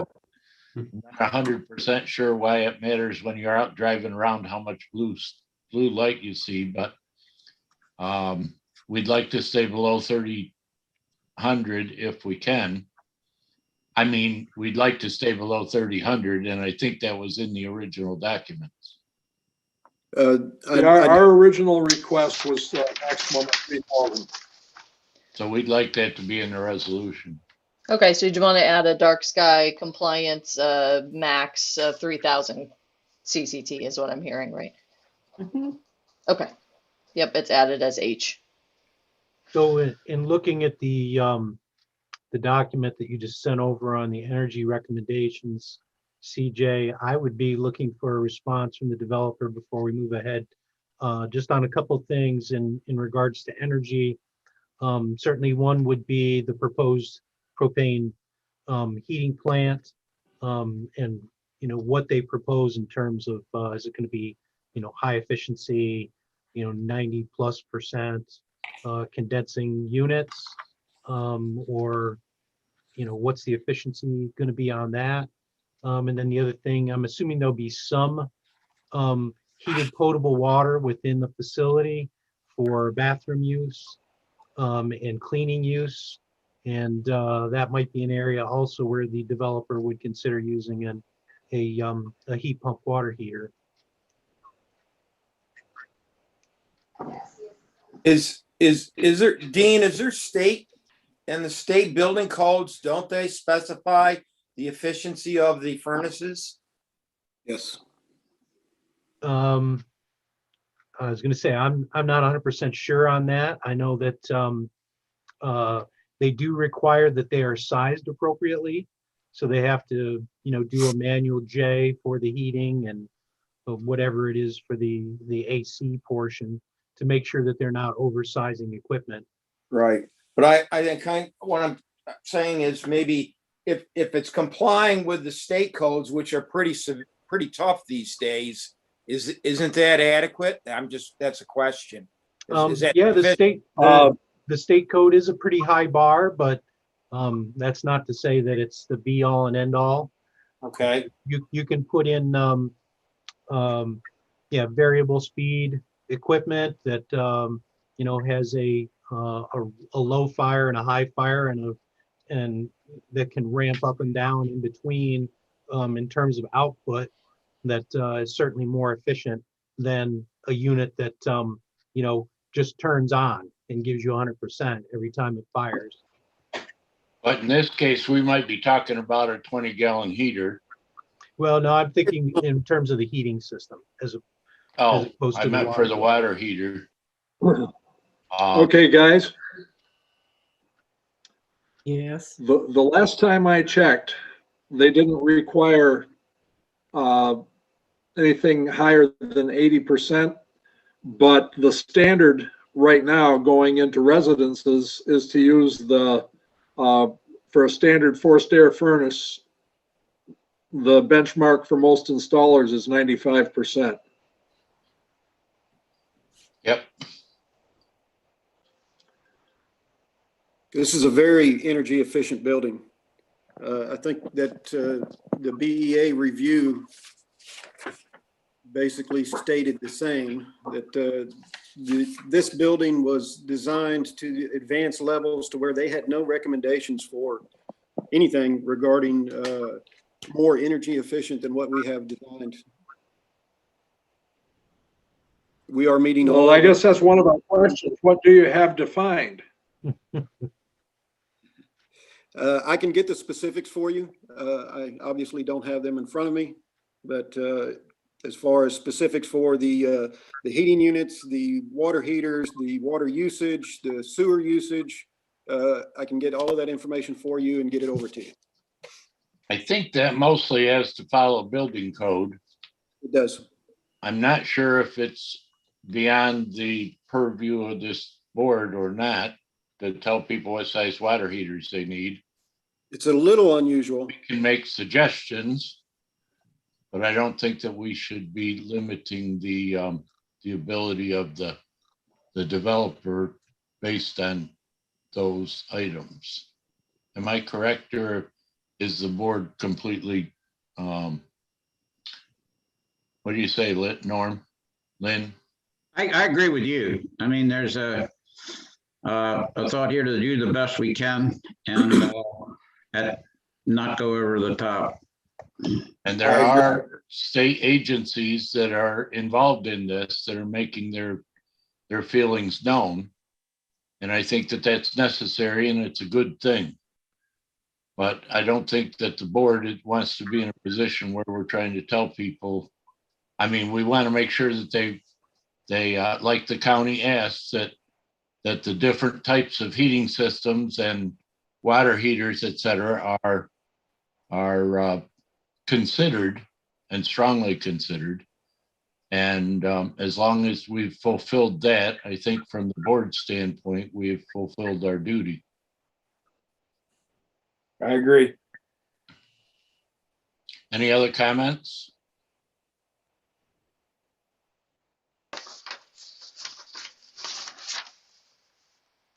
So do we feel we have enough information to vote on this resolution tonight? And if so, can I hear a motion to proceed? I'd proceed on the basis of the amendments that have been made to the resolution. May I just quickly recite back what those are, as my understanding is, which would be an addition of H, which would be dark sky compliant 3000 CTT lighting, as well as the documentation requested from the county. Is that a condition of approval, as I'm understanding it, to show those consideration? Yes, to show the consideration. Okay, got it. Thank you. Wait, no, from the county, what did you say about that? That one slid by me somehow. I'll put it. Oh, I'm sorry. So the county has recommended a modification that the town require the applicant to document that they have considered the 4 energy elements. So what I'm understanding is that the town wishes to comply with the county recommended modification that the applicant document the 4 energy elements in the document that I just sent you. Is that correct? All right. Well, that's different than what I thought I heard before. I thought I heard you say they sent us a letter asking that the developer look at all 4, but I didn't know that you needed to have a letter documenting that they have looked at it. So, well, it's up to this board. If the board does not wish to comply with requiring the applicant to document the consideration, then it would need a supermajority vote. But if you wish to require that documentation as a condition for approval, that meets the requirement. That we would do. Is that acceptable, Mr. Developer? Yes, sir. Yeah, I hadn't realized that you required the letter to be in hand or that it required to be documented. I thought that since we submit the board and it's on the record at the meeting, that would be sufficient. It can be, if we do a super majority vote, it handles the whole thing. But I wouldn't mind having the letter in the packet. Yes. Right. So if they can, I'm sending the letter to you regardless. I'm having my engineer work on that as we speak, and I should have it Monday or Tuesday. okay, good. One could always hope that they could reconsider the alternatives and say, yes, it would make a great deal of sense. It would be a more valuable building with a good heat pump, but I can hope for lots of things. I'll second it. Lynn's first. As amended, and those were the two items that'll be amended. Okay, Heather, do you want to call for a vote? Okay. Tom, No. Lynn, Yes. Al, Yes. Larry, Yes. Dean, No. Deb, Yes. and Jerry. Yes.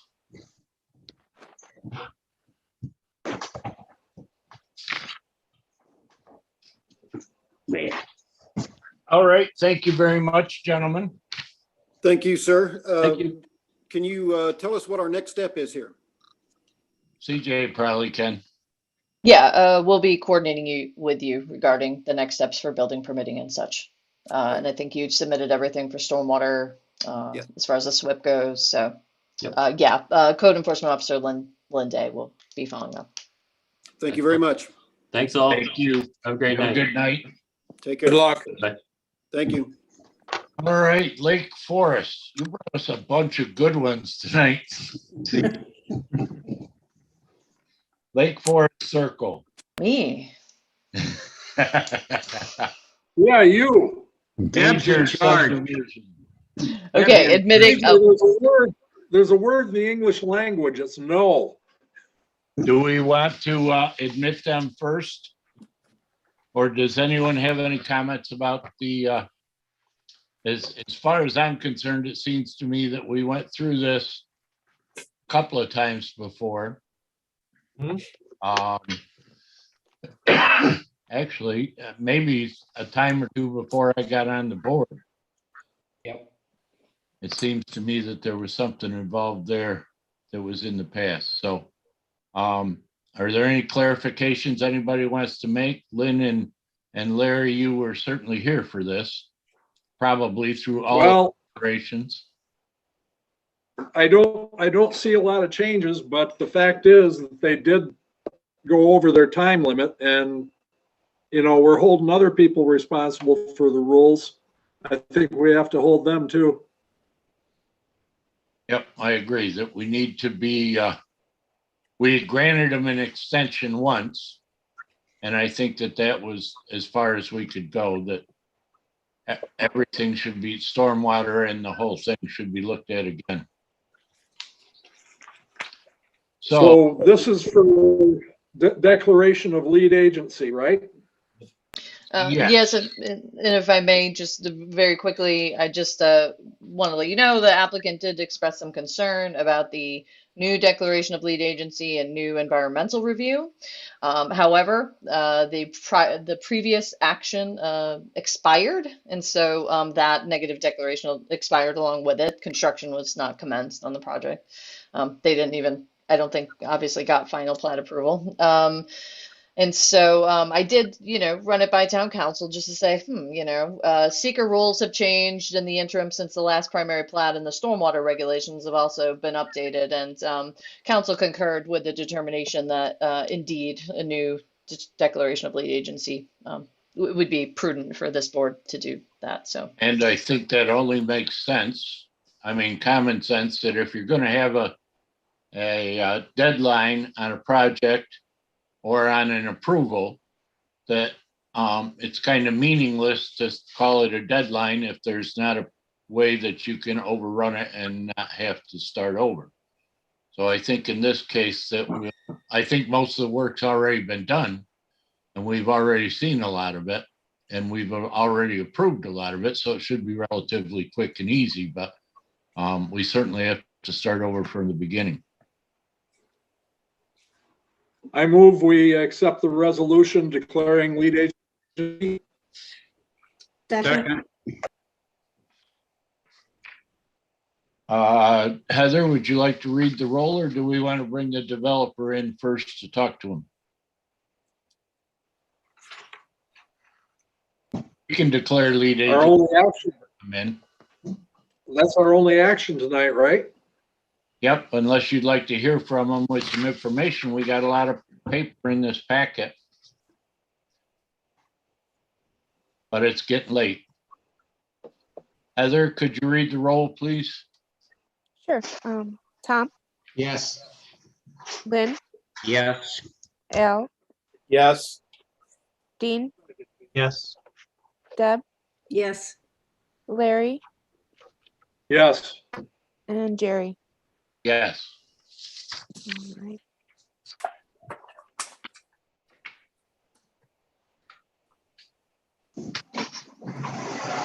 Do we not need to hear from the developer then? Those poor fellows sat in the waiting room all night long.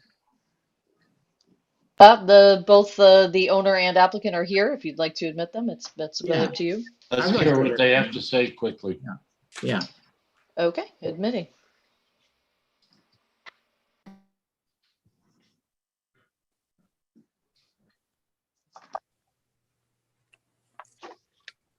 Hello, Tim and Mr. Davis.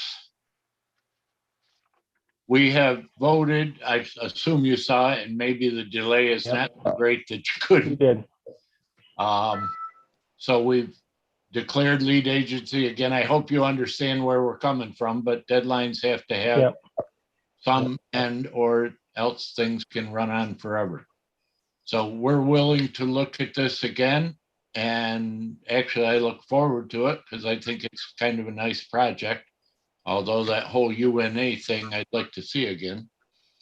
Do you have any comments that you'd like to make that the board would like to or should hear? Tim? Yeah, we did. Okay, Tim, you want to make them?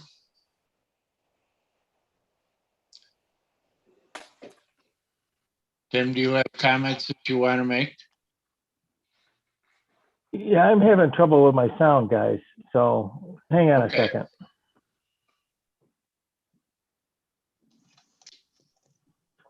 A lot of people seem to have that problem when I talk to them. Yeah, I don't know what.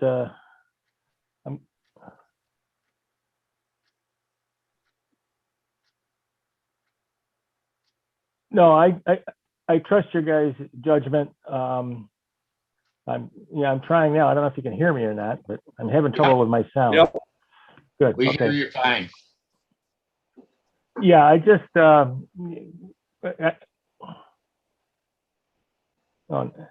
it's coming in now. So anyways, I did speak with our attorney earlier last week.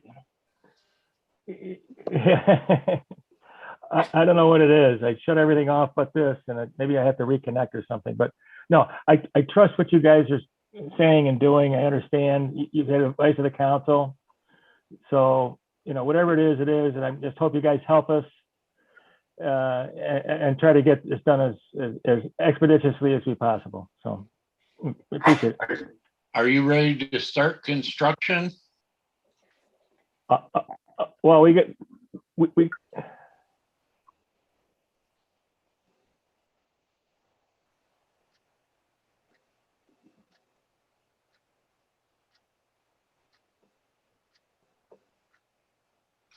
Lips aren't moving. Tim, now Tim, you're muted.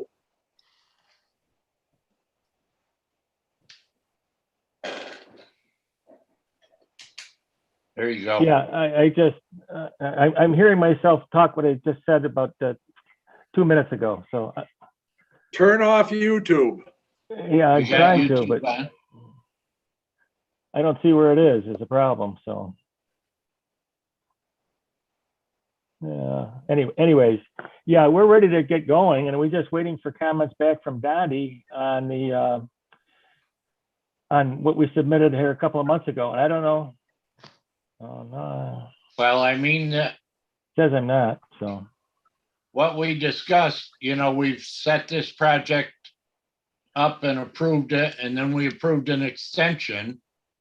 And if we're going to try to expedite it, we have to have some feeling that you're ready to start actually I think I got it. constructing. There's a reason for us to expedite if you're going to actually get going.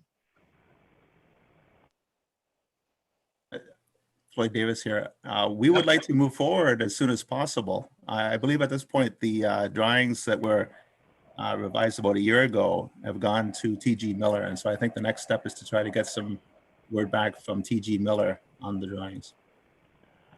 But we would like to move forward. That's our plan. Our plan has been unchanged for a number of years. Floyd, CJ, is there any reason that Donnie can't review the drawings? Well, just to clarify, the completed application was received on February 26th. So, yes, Dondi is reviewing the drawings. I reached out to Dondi today, copied applicant again.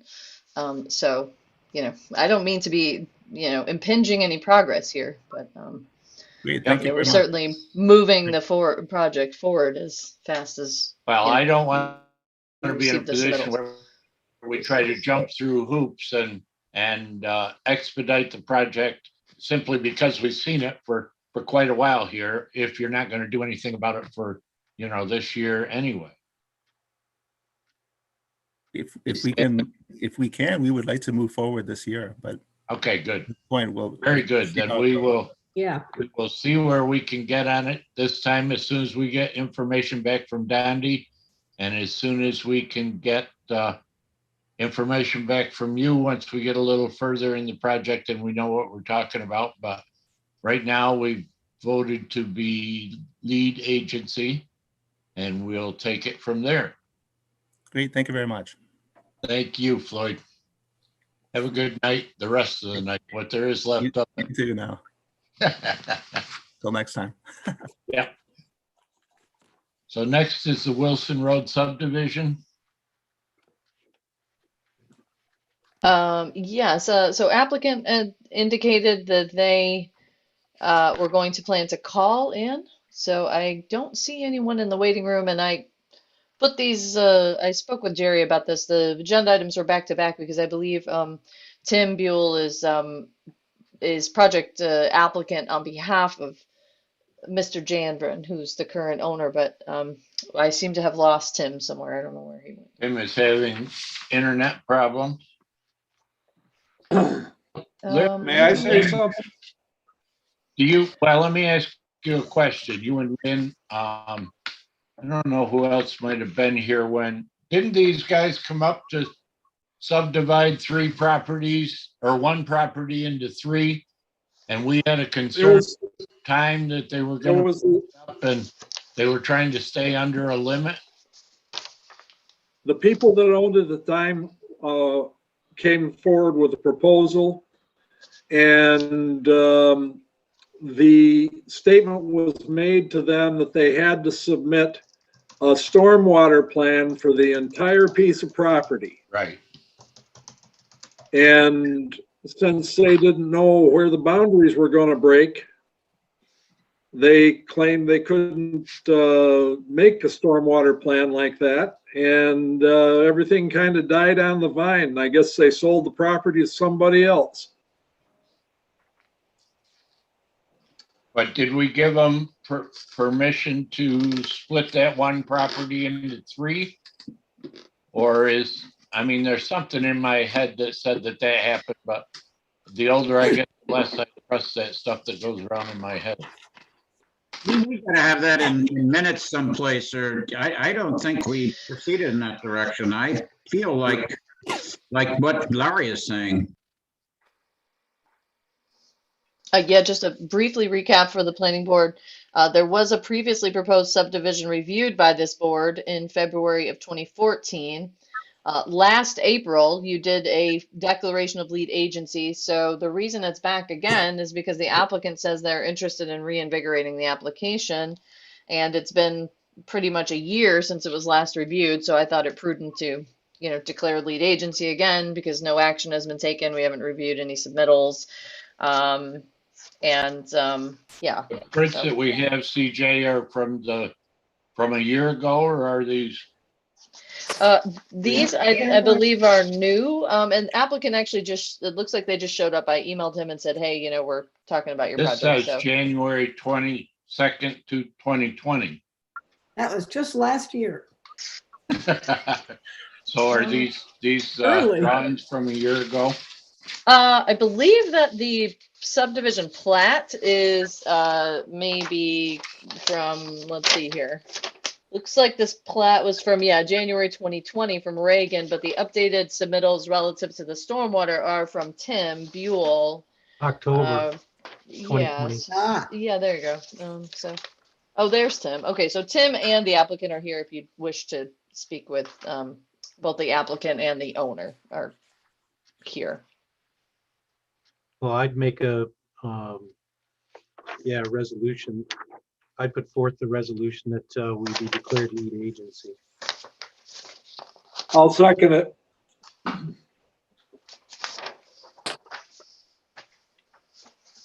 That's pretty much all we have on the agenda for tonight is declaration of lead agency, because the drawings that we have, or at least the one drawing that we have, seems to be from a year ago.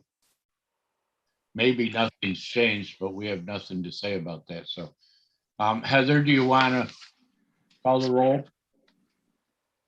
Tom, Yes. Lynn, Yes. Al, Yes. Dean, Yes. Deb, Yes. Larry, Yeah, yes. Jerry. Yes. All right. And Jerry, quick question, just Yep. real quick. On the map, two of the lots don't have a stormwater pond. Why is that? Only one does. All of that will, I think, be changed and brought up to code at the next meeting that they're required to bring us information. Okay, thank you. I think the information that we have is very much out of date. Yeah. Applicants are here. This is the application they've put forward. So, Do we have any Jerry? discussion? Jerry, I do. Okay, so let's bring the applicants in. The acreage. Hello? Hello. DJ, can you introduce him since all we get to see is a telephone number? Mr. Janvrin, you could go ahead and speak. Hi, this is Charles Janvrin. Let me just turn off my phone here. Sorry for the technical difficulties. All I have is one device, so yeah, here I am. All right, we are considering being lead agency on this project, which is the start of the whole thing. Larry, do you have something you wanted to ask? I see Tim's here too. I'm back. I got it figured out. On the application, section 5A, you list two different total square footages. Okay, hang on. The application. Yeah, I was going to refer to Tim on a lot of this. Where are you, Larry? On the application, section 5A. Yep. You're taking 84,980 and subtracting 0 from it and getting 83,980. Well, that's engineering math, Larry. You must work for New York. You must work for the New York State Tax Department. I wish I did. I could If save a only lot of money. energy So, worked that way. yeah. So it's Okay, probably, well, there's probably a the typo. reason I asked that question is pertinent. It is pertinent to one other thing. The area tally is supposed to include lawns. Okay, but obviously your 1.95 acres only includes the septic tanks and the house footprint and the driveway. And it includes lawns too. But the total in the backyard. And I don't know what they're going to do for lawns there. Or So when, that's all the so- lawn you're going to have? Yeah. Let me get back to the video here. So there's no front lawn? I don't know, and I don't even know if the house positions are going to be there. The houses could be up closer to the front row. I just did a typical lot development on it, Larry. So, and that's really the disturbed area. Whether they do lawn, something, or whether they might move it up closer to the road, and maybe the owner can address that. But he's going to develop it, I believe. So we'll see. Yeah. Okay, well, the only reason I brought it up is because we've been told that as far as the disturbed area is concerned, it has to be it has to include the lawn. Okay, well, that would make a difference depending on where they actually put the house. So I assumed it was back pretty far just from the want to road. bring it up. Okay, that's cool. I can, before we go any farther, you know, after you determine the lead agency, we can look at that again, and when we come back again next month, we can talk about it. So. Yep, we have to clear, or now I can't even remember. Did we vote on lead agency? Yes, we did. Oh, okay. Yes, we did. It's been a long night for you quite the guys. night. It's been a good night for you guys, definitely. So I think that this developer is going to is subdividing the properties without any knowledge. He's going to sell off the property and let somebody else build the houses on it, right? I don't know that. So As of right now, I'm not planning on doing that, but you know. If you're gonna build the houses, then we'll need to see where the lawns are, because that is part of the stormwater calculation. So you'll need to figure out where your houses are gonna go and where the septic systems are gonna go and how the water is gonna come in and the area of the lawn and impermeable surface. Okay. If there's existing trees and stuff, which I don't think are there, I think they need to be noted as well. there's not really much there, Lynn. It's pretty much a field. So I agree. So I'm not clear. Is Charles going to develop it or just subdivide it? I am on the fence with it. I just sort of wanted to go ahead with the subdivision first. I'm looking to build my own home out there, but I bought this back in 2014, and when I did, I had in mind of dividing it down the road. So I just wanted to go ahead and try to subdivide it first before I build my house. But so I'm up in the air on if I'm going to sell the lots or not. I'm not sure. But in order to subdivide them, we have to do some stormwater calculations. And so you have to have an idea of what you want to do, or else we have to go to the most restrictive one. Okay. Okay? Yep. yeah, just so the owner knows, we did do a preliminary calculation based on a bunch of assumptions, but I don't know if that's exactly what you want. So what I suggested to the board is we would look at it more seriously if it's going to be an issue.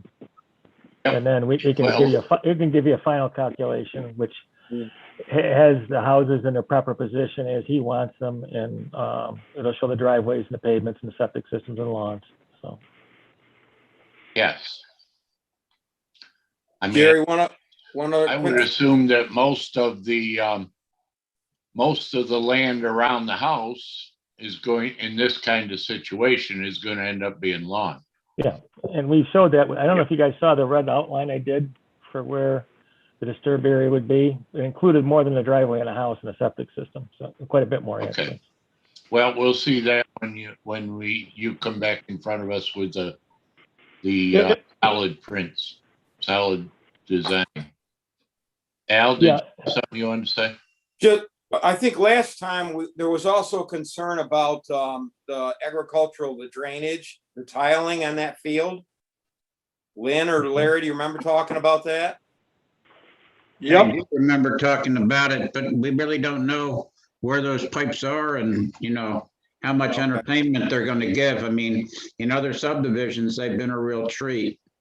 Yeah, that came up last time when we were talking about it. Yeah, I Yeah. think there were a lot of concerns about water and also about neighbors who had artesian wells and who were concerned about the effects on their wells. And are these fields irrigated? Are we going to be making a major change to water distribution through the irrigation tiles that may be under there? Good question. The drainage tiles, if they're interrupted by the construction, that would make a Right. difference, yes. Drainage tiles, sorry. Yeah. Irrigation. You were confusing me, Jerry. So, well, yeah, what happens when we find the, sometimes you can pick them off the photos in the early spring, they're darker and where they run and drier. So, but if you can't do that, then if we find them when we're actually building the project, you have to either plug them and then divert them around what you're building. You know, you don't want to have a drainage tile running through somebody's basement or a septic system. It's basically a county health department rule. You got to divert anything around it. So we can make sure it keeps passing down through. All right. So that's not a big deal. But, you know, if you do encounter them and don't do anything about it, it becomes a real problem. You're right. So we Tim, want to be able to see what's going on with that. Yeah. Tim, right now on lot 1, you show a retention basin. Is that Yeah. existing? No, I put that in there as a, because a lot of most all the front of the lots drain down that way. And I decided to, even though it wouldn't necessarily be required as far as the stormwater goes, I thought it would be a good idea because we are going to have driveways and there is a house down below that. Right. So that would be designed to take care of any increase due to the front yards and the driveways going in and out. So One of the recommendations that I voiced last time is that the 50 foot or 80 foot at the east end could potentially be pushed to the downhill side to the west, so that moisture coming off those fields in the back could be diverted and not through necessarily parcel number 1. gotcha. Well, won't each parcel have to deal with its own stormwater? In this case, it's say, well, each of the 3 will be sold and each of the 3 will have responsibilities involved in maintenance of the stormwater. Yeah, if they're if we have to do individual practices on each lot, that's the case. But if we are below the threshold for where it's not required by DEC with the size and disturbance. Okay. But if it's required by the town, then yes, we would have to have something done for each lot to restrict it. And what I tried to do here was do something that would show we would take care of what's being generated by the 3 front lots in terms of the retention basin. But, and that was just sort of an add-on. I thought it would be helpful to the person downstream to the west to do that. Okay, well, we have declared ourselves lead agency and we look forward to hearing from you again on this project. Okay. Thank you. Okay, thank you. All right. Thank you, folks. Yeah. And on the Good night. Thanks. on the earlier one with Floyd too, I completely got, I don't know if you could understand me because I had 2 YouTubes on. I had it on through my PDF browser. That's what the confusion was and why I was getting the echo. But basically, I appreciate what you're doing to help Floyd out. He really wants to get it going. And I think that with your help, we can finish it up and get it done promptly. Appreciate it. Very good. Thanks, Tim. Okay, guys. Good night.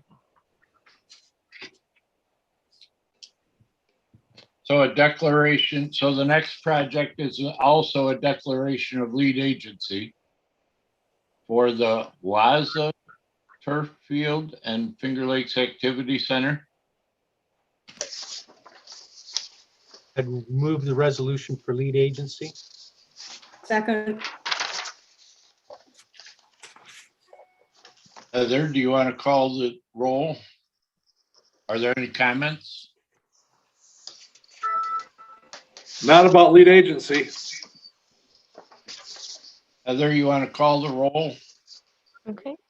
Tom, Yes. Lynn, Yes. Al, Yes. Larry, Yes. Dean, Yes. Deb, Yes. and Jerry. Yes.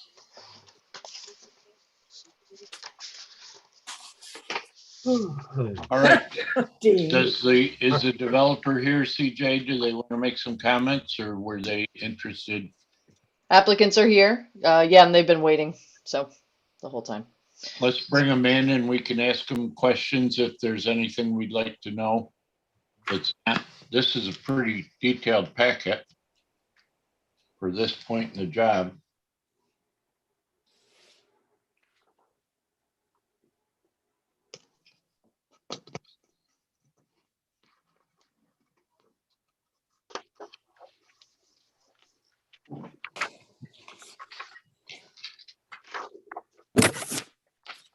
Steve, can you hear us? And you have your YouTube turned off? Yes.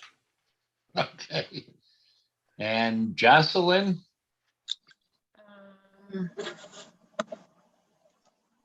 Just making sure that at least hear audibly. Oh, can you hear me? Yep, we can. Oh, okay. So would you like to make a presentation, one of you, as to what your plans are here? We have voted to declare ourselves lead agent, and that's actually as far as it goes tonight, but this board has could possibly give you some information as to what our expectations would be. But tell us what your expectation is. Okay. Currently, the property has we built a soccer clubhouse on it a number of years ago, and we built a number of soccer fields. So what we're looking to do is expand things with two projects. One would be building a turf field, a small turf field, 100 feet by 60 feet, so about the size of a basketball court. And that would have walls around it like a hockey rink wall. But it would also have lights, so it would enable us to extend the season, and especially it's going to be primarily used by Waza, which is a soccer club and coaching youth primarily. So that's one part of the project. The other is opening and essentially an after-school program daycare center utilizing the clubhouse during the school year and the summer.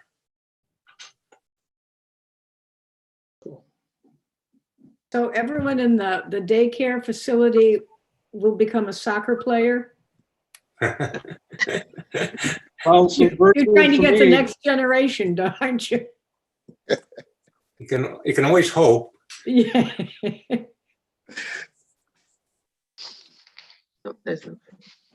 I have one comment. I was looking at the placement of the turf field with regard to the road, not only Peruville Road but Collins Road, and I think given depending on the focus of your lights, we could have an issue with the lights.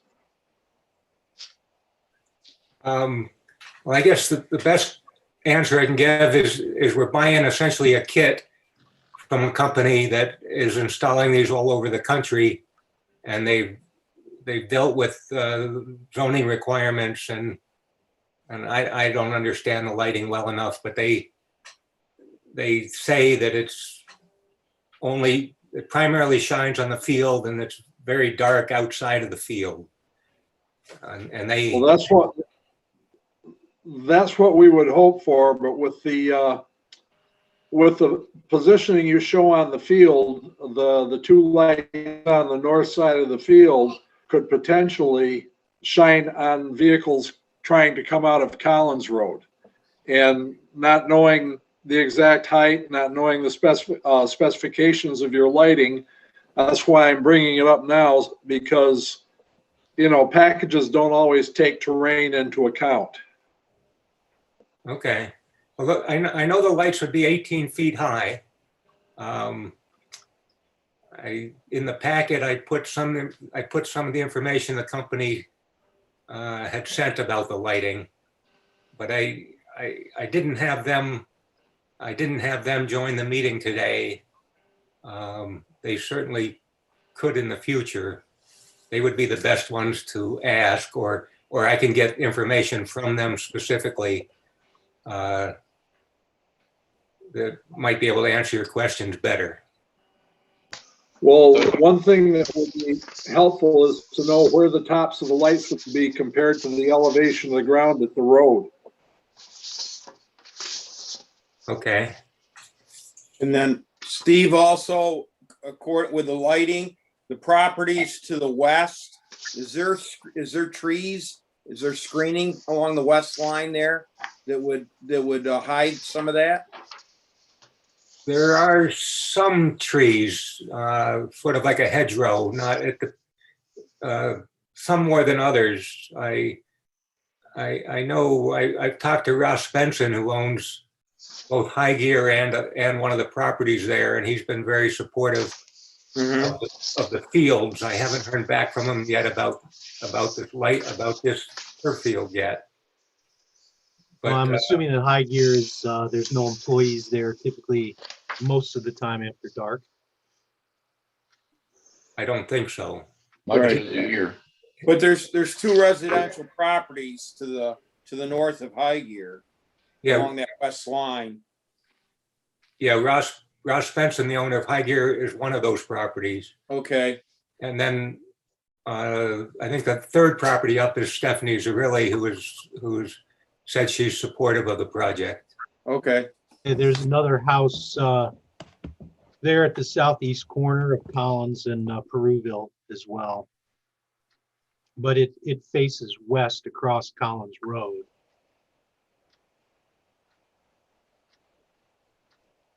So these are some of the things that'll be brought up in future meetings as you bring us the plans and the subdivision plats, and we'll see how far we go. Does anyone else have any suggestions for them of things to look at?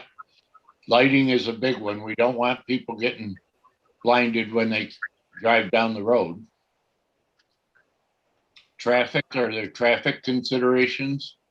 CJ? Yeah, I was just going to mention quickly, just having a sense of the ground disturbance would be helpful, and we can send you that information along, as well as this came up in a discussion with engineering and fire, which was the emergency access and the fire access and the load rating for that, just to have a sense of about the width of that entrance there, because I believe as it stands right now, the classification of that building is utility, and so that would be converted into assembly, and so we just want to make sure that there's adequate access there. And will you have an engineer, or is one of you an engineer that will help you guide you through this process?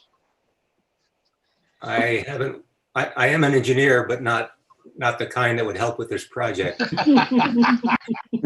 I wasn't sure whether we would need one or not.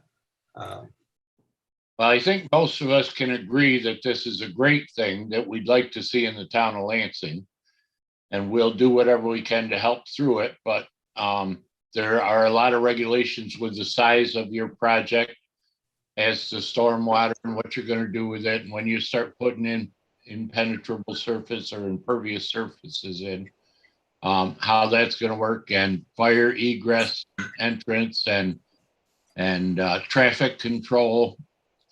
You know, that's an interesting property you have out there, and I think it is a great addition. But we need to make sure it's going to be safe for everybody, and that you're protected in case of a fire or disaster happens. Although it doesn't look like there's much to burn, but we have to consider fire vehicle and emergency vehicle entrances. Yeah, that clubhouse is about 700 feet off the road, so it's substantial. So we're definitely going to want to see some dimensions on the site plan. I don't know if the new parking area will have lighting or not. Would it need lighting?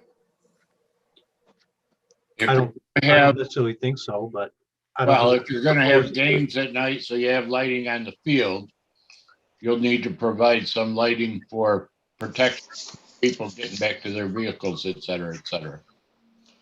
Yeah, you might want to consider maybe some bollards or something. I see in the renderings there's kind of like a walkway from the field, from the new field over to the parking area. If that's a little too dark, it might get a little sketchy, you know. So, and you guys have a landscape architect on your team, though, right? I feel like I remember talking to somebody who was in LA.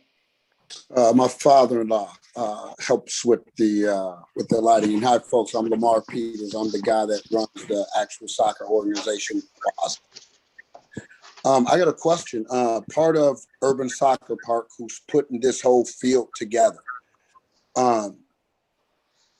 their pitch was, in terms of us getting this thing on the ground, that we wouldn't necessarily have to do the lighting at the initial installation of the field. If we were to take out those 4 lights, and this was just putting in an existing turf field on an existing property that's zoned for recreational, would that help us get moving earlier if it wasn't a lighting issue at all? Well, if you're thinking about adding the lighting later, you're just going to have to go through it then. So you might as well have everything all set, you know, to begin with. It's not that difficult. Okay. Yeah. One of the things that may be useful, because we are going to be dealing with an athletic event, and I don't know how it's been handled with the fields that you have down there right now, but the access, the more you do to this, in particular with adding a daycare center, you're going to want to make sure that the access to the daycare building and to the fields is adequate for emergency equipment. I think with that long a driveway, you might have to have a pull off or turnaround as well. Oh, like 500 feet. Yeah. Yeah, a hammerhead or something. It's all good to know. I did want to mention that this turf field, the water flows through it pretty similar to the ground. So. Yeah, we're worried about impervious surfaces like driveways and parking lots and building roofs and stuff like that. It'll come into view with your stormwater calculations, but that gives you a pretty good idea of what you're looking at to move forward. And TJ, one other thing you might want to check is if you're going from the clubhouse to a daycare, is your septic system adequate? Have you checked with the health department on that? We're working with, we have applied to OCFS for all of the, meeting all of the requirements for having kids in the building and starting that program. So we don't have all of those certifications yet. Yeah, but this is the county. You'd have to deal with the county health department. So going from a clubhouse to a daycare center, the septic system may not be adequate per their standards. So you'd need to double check that as well. Yeah, that's one of the pieces of the application is the county health. Okay. And are you doing any cooking there? Sorry? Are you doing any cooking, any meal prep? There's going to be snack because it's after school. But we have a kitchen. We have not specified exactly what we're either cooking or providing, but we would give healthy food. Oh, good. Yeah. they'll need it if they're going to be playing soccer. Yeah. A lot of running involved there. Well, there's lots of codes involved with health and public, you all come as part of your application if you're going to serve food. Do be aware of that. Don't know how fancy commercial kitchen matters in a daycare. I have no idea. But do make sure that also that you have drainage. So your turf field isn't full of water. So it's a little gushy back in there. And this is a very dry spring. So I presume your installers will be looking at that situation. Any other comments, board? Well, I guess it sounds like you're certainly recommending that we hire an engineer to oversee this project. Is that? Or in LA, landscape architect, I think, is the best choice. Yeah, I agree. There are some hoops to be jumped through in order to make everything work together and flow.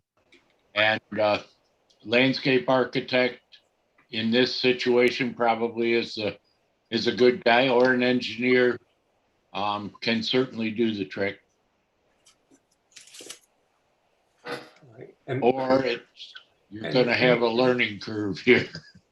And what do I need to get you about the lighting? I guess the architect will give you will recognize, we have some rules in the county and the state that deal with no uplighting, all downlighting, dark sky compliant, and there's just a lot of rules that you're going to need to make sure that we follow, and most of it's for health and safety purposes. Yeah, and so I'm sorry, but I was just going to say what Larry was saying is that, now that we've declared lead agency, like DOT will be involved, right? Because that's their road.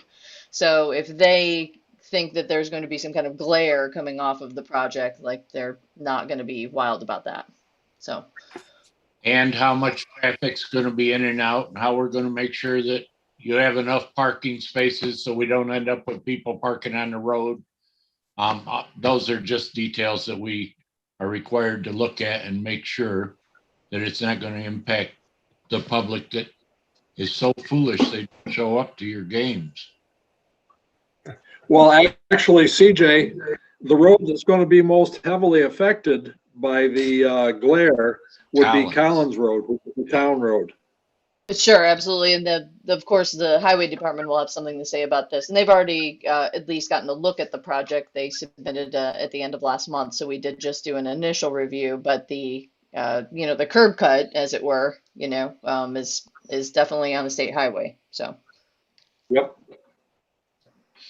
Okay, that gives you some sense of where the board's coming from on this project.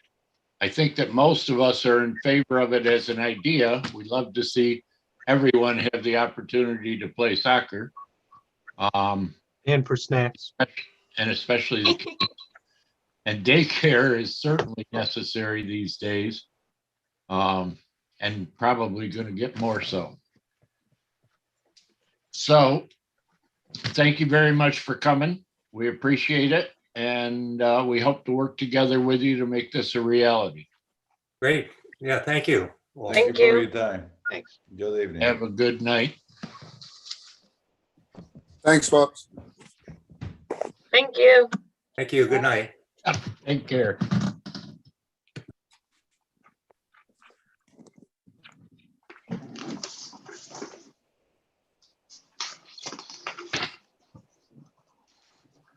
I think in all this paperwork, I've managed to lose my list. Munson Tire. Good. That's the next one I picked up.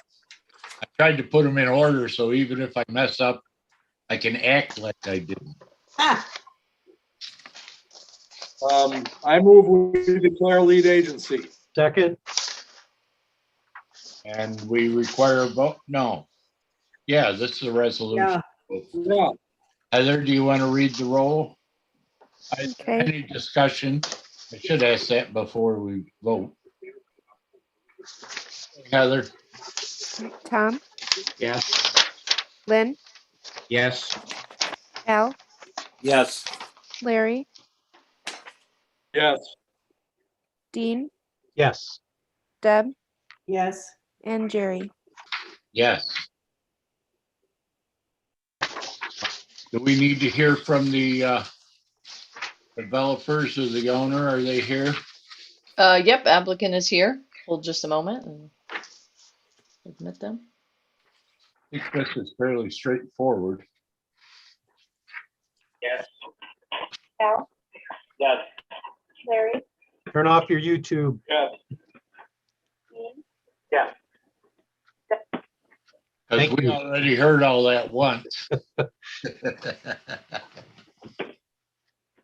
Are you, so, how are you affiliated with Munson's Tire? I'm the owner. That's a good place to be.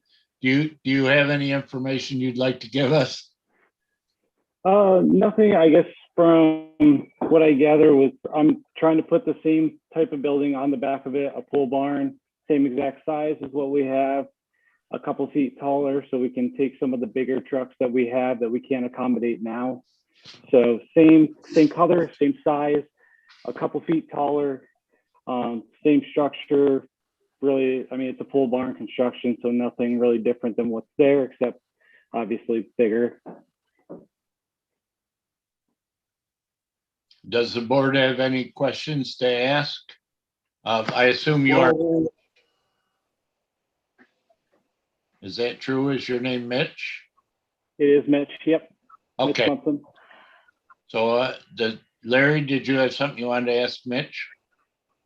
Yeah, hi, Mitch. There are some requirements that were made under the first application that may have gone a little bit by the boards, and I know that you and I had discussed screening for some of your parts cars to shield them from the road because of the requirement that was left for you to have X number of cars for sale that are visible from the road. Okay. Yeah, I guess it states that we can have 10 or 15 used cars for sale, but CJ, just clarify for me, that's for sale, but as Lynn stated, I could have some in the queue. But I guess at the close of business today at 5 o'clock, I only had 7 cars that we own. So we're well within the limit. We have service vehicles, which I guess if we want to limit that, that was never discussed. But I mean, I'm a tire shop, so in the season, it takes about, half hour, 40 minutes to change 4 tires. We can do easily 3 cars an hour, 3 times 8, 24. So limiting it, 10 or 15 cars is stated to the used car sales, not to service. So I guess. No, what I was talking about, the cars that you and I were talking about are the ones that you had for parts that you said you were having, the parts dealer haul away. Yeah, since I talked to you last time, which was, I believe, a little over 35 days ago, we've hauled out over 25 cars. If you know, I mean, I can take pictures and provide them, but there's no car, like the only cars. I don't doubt you. I just. Okay, I was just saying, like, yeah, we have, and that was something. I mean, to be honest, the used cars are really, they're quite useful for us. I mean, a girl comes in with a broken down Subaru, and I can grab that part. No offense, I know it's not the most aesthetically pleasing place, but I don't work on brand new Escalades all the time. So when a girl comes in with a broken down 15-year-old car, I can go up there and save her, $100, $200 and the time. So it makes us, 1, efficient, 2, we can save the consumer money. Yeah, I gather it's not the aesthetic pleasing thing that we're looking for in Lansing, and therefore. No, Mitch. Yeah. Mitch. The main reason I brought that up, Mitch, was to point out that you've already done things to address some of the comments that we've had. Okay. Okay, because we have had some comments when people learned what you were doing, and the things that you just told me have already addressed some of those comments. Mm-hmm. Okay. And for which I thank you. Most of it involves screening, doesn't it, Larry? Yep. as far as the comments that we've had, he can mitigate all that fairly easily with some screening from the road that would tend to hide the vehicles so that they're not unsightly as you get more and more of them. At which point, Yeah, more and he more of said, them, you he can have, said he's already hauled those away. but if he gets them in the future, he can have more and more of Oh, I them see. because without any problems with people driving by or your neighbors giving you a hard time. So the screening could be a pretty good investment for you. Yeah, so Mitch, I don't think the issue is having those parked cars, but not having them in a, screened enclosure where they're not visible from the street. That's definitely an issue. Is the new building going to take away the need for the trailer that you got there? There's like a tractor trailer that's on site. Is that going to go away when the new building's built? It would help. I mean, like you stated last time, you wanted to see more outbuildings, Dean, and that's what I'm trying to do because I need more storage. We have more tires, we have more stuff. Yeah, I mean, we'd like to keep that more under wraps, and then, hey, it's easier also moving that stuff when it's inside versus outside full of water and et cetera. Nice. Good. I mean, that's going to be a nice change. It looks like you're planning to pave as well. It is, yeah. We'd be doing, yeah. Alex School would be doing we have a drainage pipe going in, and then they'd be doing binder 3 to 4 inches through the hole. I think we're roughly about 10,500 square feet of binder. Yeah, I think that would be nice. make it easier for you to, keep the vehicles all, kind of lined up and looking nicer and more pleasing from the street if you've got a nicer parking area to work with for sure. It will look better. It's just got to pay for it. That's all. All it takes is time and money. Yeah. I was looking at the new plans. They look good. Yeah. Hey, Mitch. You're set on. Mitch, have you checked with NICEAG as far as building in that easement? Have you checked with NICEAG as far as building in that easement? Yes, I have. And I actually I touched base with TG Miller because I asked him to try to put it on that drawing. And right. Jackie, actually, I forwarded the email to CJ. Jackie, I forgot the exact word, sorry, it's late, but she's basically said that they have the right within 50 feet to cut shrubs or trees, but there's no restrictions on buildings. Okay, good. I'm wondering, in terms of effective screening, whether evergreens might work better than crab apples. We did think about that, Deb. The only thing, when I talked to Dan at the plant spin and the guy down at Agway, they were worried about the salt coming off the road. So they figured the crab apple, and even Lynn Day, I talked with him about it, because I wanted to actually do I don't know what you call it, boxwoods that would have been in line that we could have kind of, but they said unless I was gonna, try to keep the salt off, I probably would. And if it went through the site plan, Lynn warned me everyone that died, I'd have to keep replacing with that. And he said it probably wasn't smart. Get real thick crab apples. I'm not a big crab apples, but they sold me on that, hey, in the spring, they're all gonna bloom and look pretty. And then they were going with 15-foot high, so it wasn't too high, but at least buffer. So take some of the aesthetic away from the road so you can't just see the not so pretty cars sometimes. Good. Or you could move them back closer to the setback line, which gets them away from the snow plowing and the salt down there. Oh, the trees, not the cars. Yeah. I like the crab apples better than I like the fir trees anyway. So do I. Really? Yeah. Something that's pretty to look at in the spring.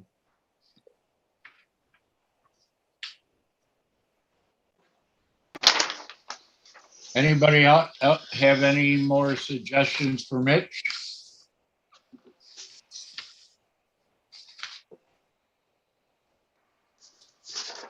Any other comments? Is there going to be any fencing along the road? I wasn't planning. I guess from where I saw the sign down all the way in front of the building, all the way down to the fire hydrant was all going to be crab apples because I could put 5 evenly spaced. The other side of the driveway, I wasn't going to put anything. I mean, if that's going to be a deal, I know that I talked to Ed Levine at one point.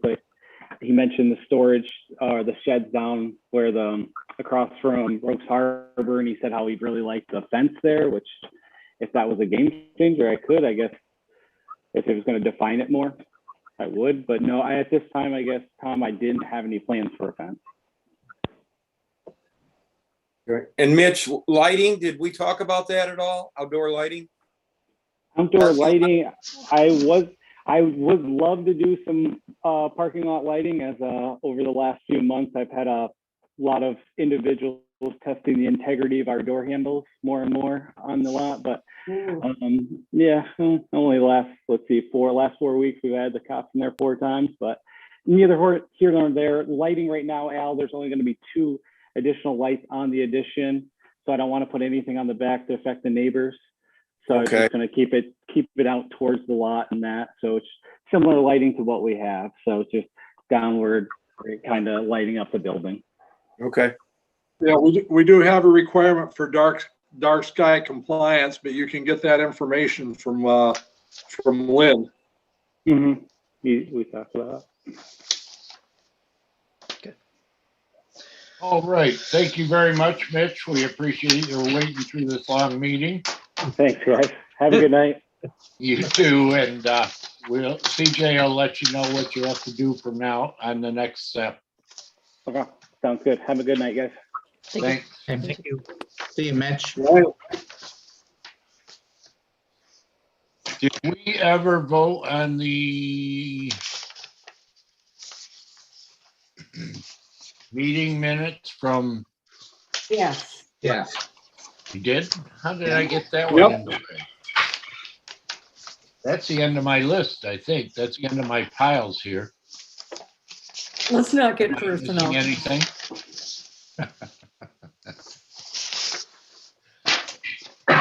Did we they have get anything else meetings to get discuss? longer each time.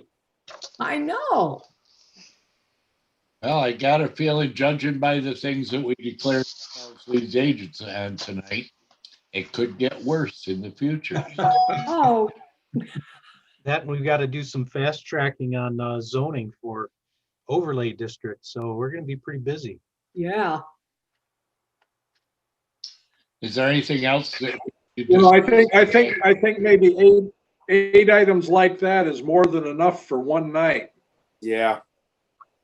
Hey, I think CJ, I don't do the send us her stuff by email. I am talking to CJ. Me again. I mean, I'm not putting in the applications. No, he means planning report. Oh, planning report, of course. No, he means you can send it by email. Thank you. Oh, I thought I did already. You did. I send it? Yeah. Oh, okay. I was like, oh no. But can I tell you just two, maybe 3 quick? Yep. Very quick. Okay, today, just want to say it's a momentous occasion. We posted a code enforcement officer Lynn Day's position. So we are getting ready to hire. So Lynn is going to be retiring in June. We're very happy for him and thank him for his nearly 2 decades of service to the town. And so the thank you will be helping us find someone new. In addition, some things. Well, it'll be posted on civil service. I think it'll be there tomorrow. So Charmaine is helping us out with that. Well, we kept it open for 30 days and we're going to cast far and wide, big and net as we can. So if you know anybody, send them our way. We're also posting for a part-time planner. If you can imagine, there might be some demand for that particular position and need for that in the town. So that'll be going up simultaneously. So it's going to be kind of a rockin' next 5 to 6 weeks here. So bear with us while this all gets sorted out. And last but not least, as per Al's request, and as we just discussed, I did put a request into county planning to prepare those maps, because I certainly don't have the time to try to be running all that in GIS right now. And they're going to prepare some information for us on the scenic overlays, the steep slopes, and the stream buffers as well. So we can kind of start to shape these pieces together. I hope to have those available by, I'm hoping by April 3rd is the goal. So we could have Conservation Advisory Council take a look at their next meeting, as well as then Planning Board at their next working meeting. Oh yeah, and the Office of Renewable Energy siting regulations are out. I did share with you kind of an interesting video this afternoon prepared by one of our zoning board members that I thought you might find entertaining, I suppose, if nothing else. Yeah, so anyway, that's it. Very good. I now call this meeting adjourned. Before 10 o'clock. A very good night. And we'll see you in a couple of weeks. Thank you so much. Thank you. Bye. Bye.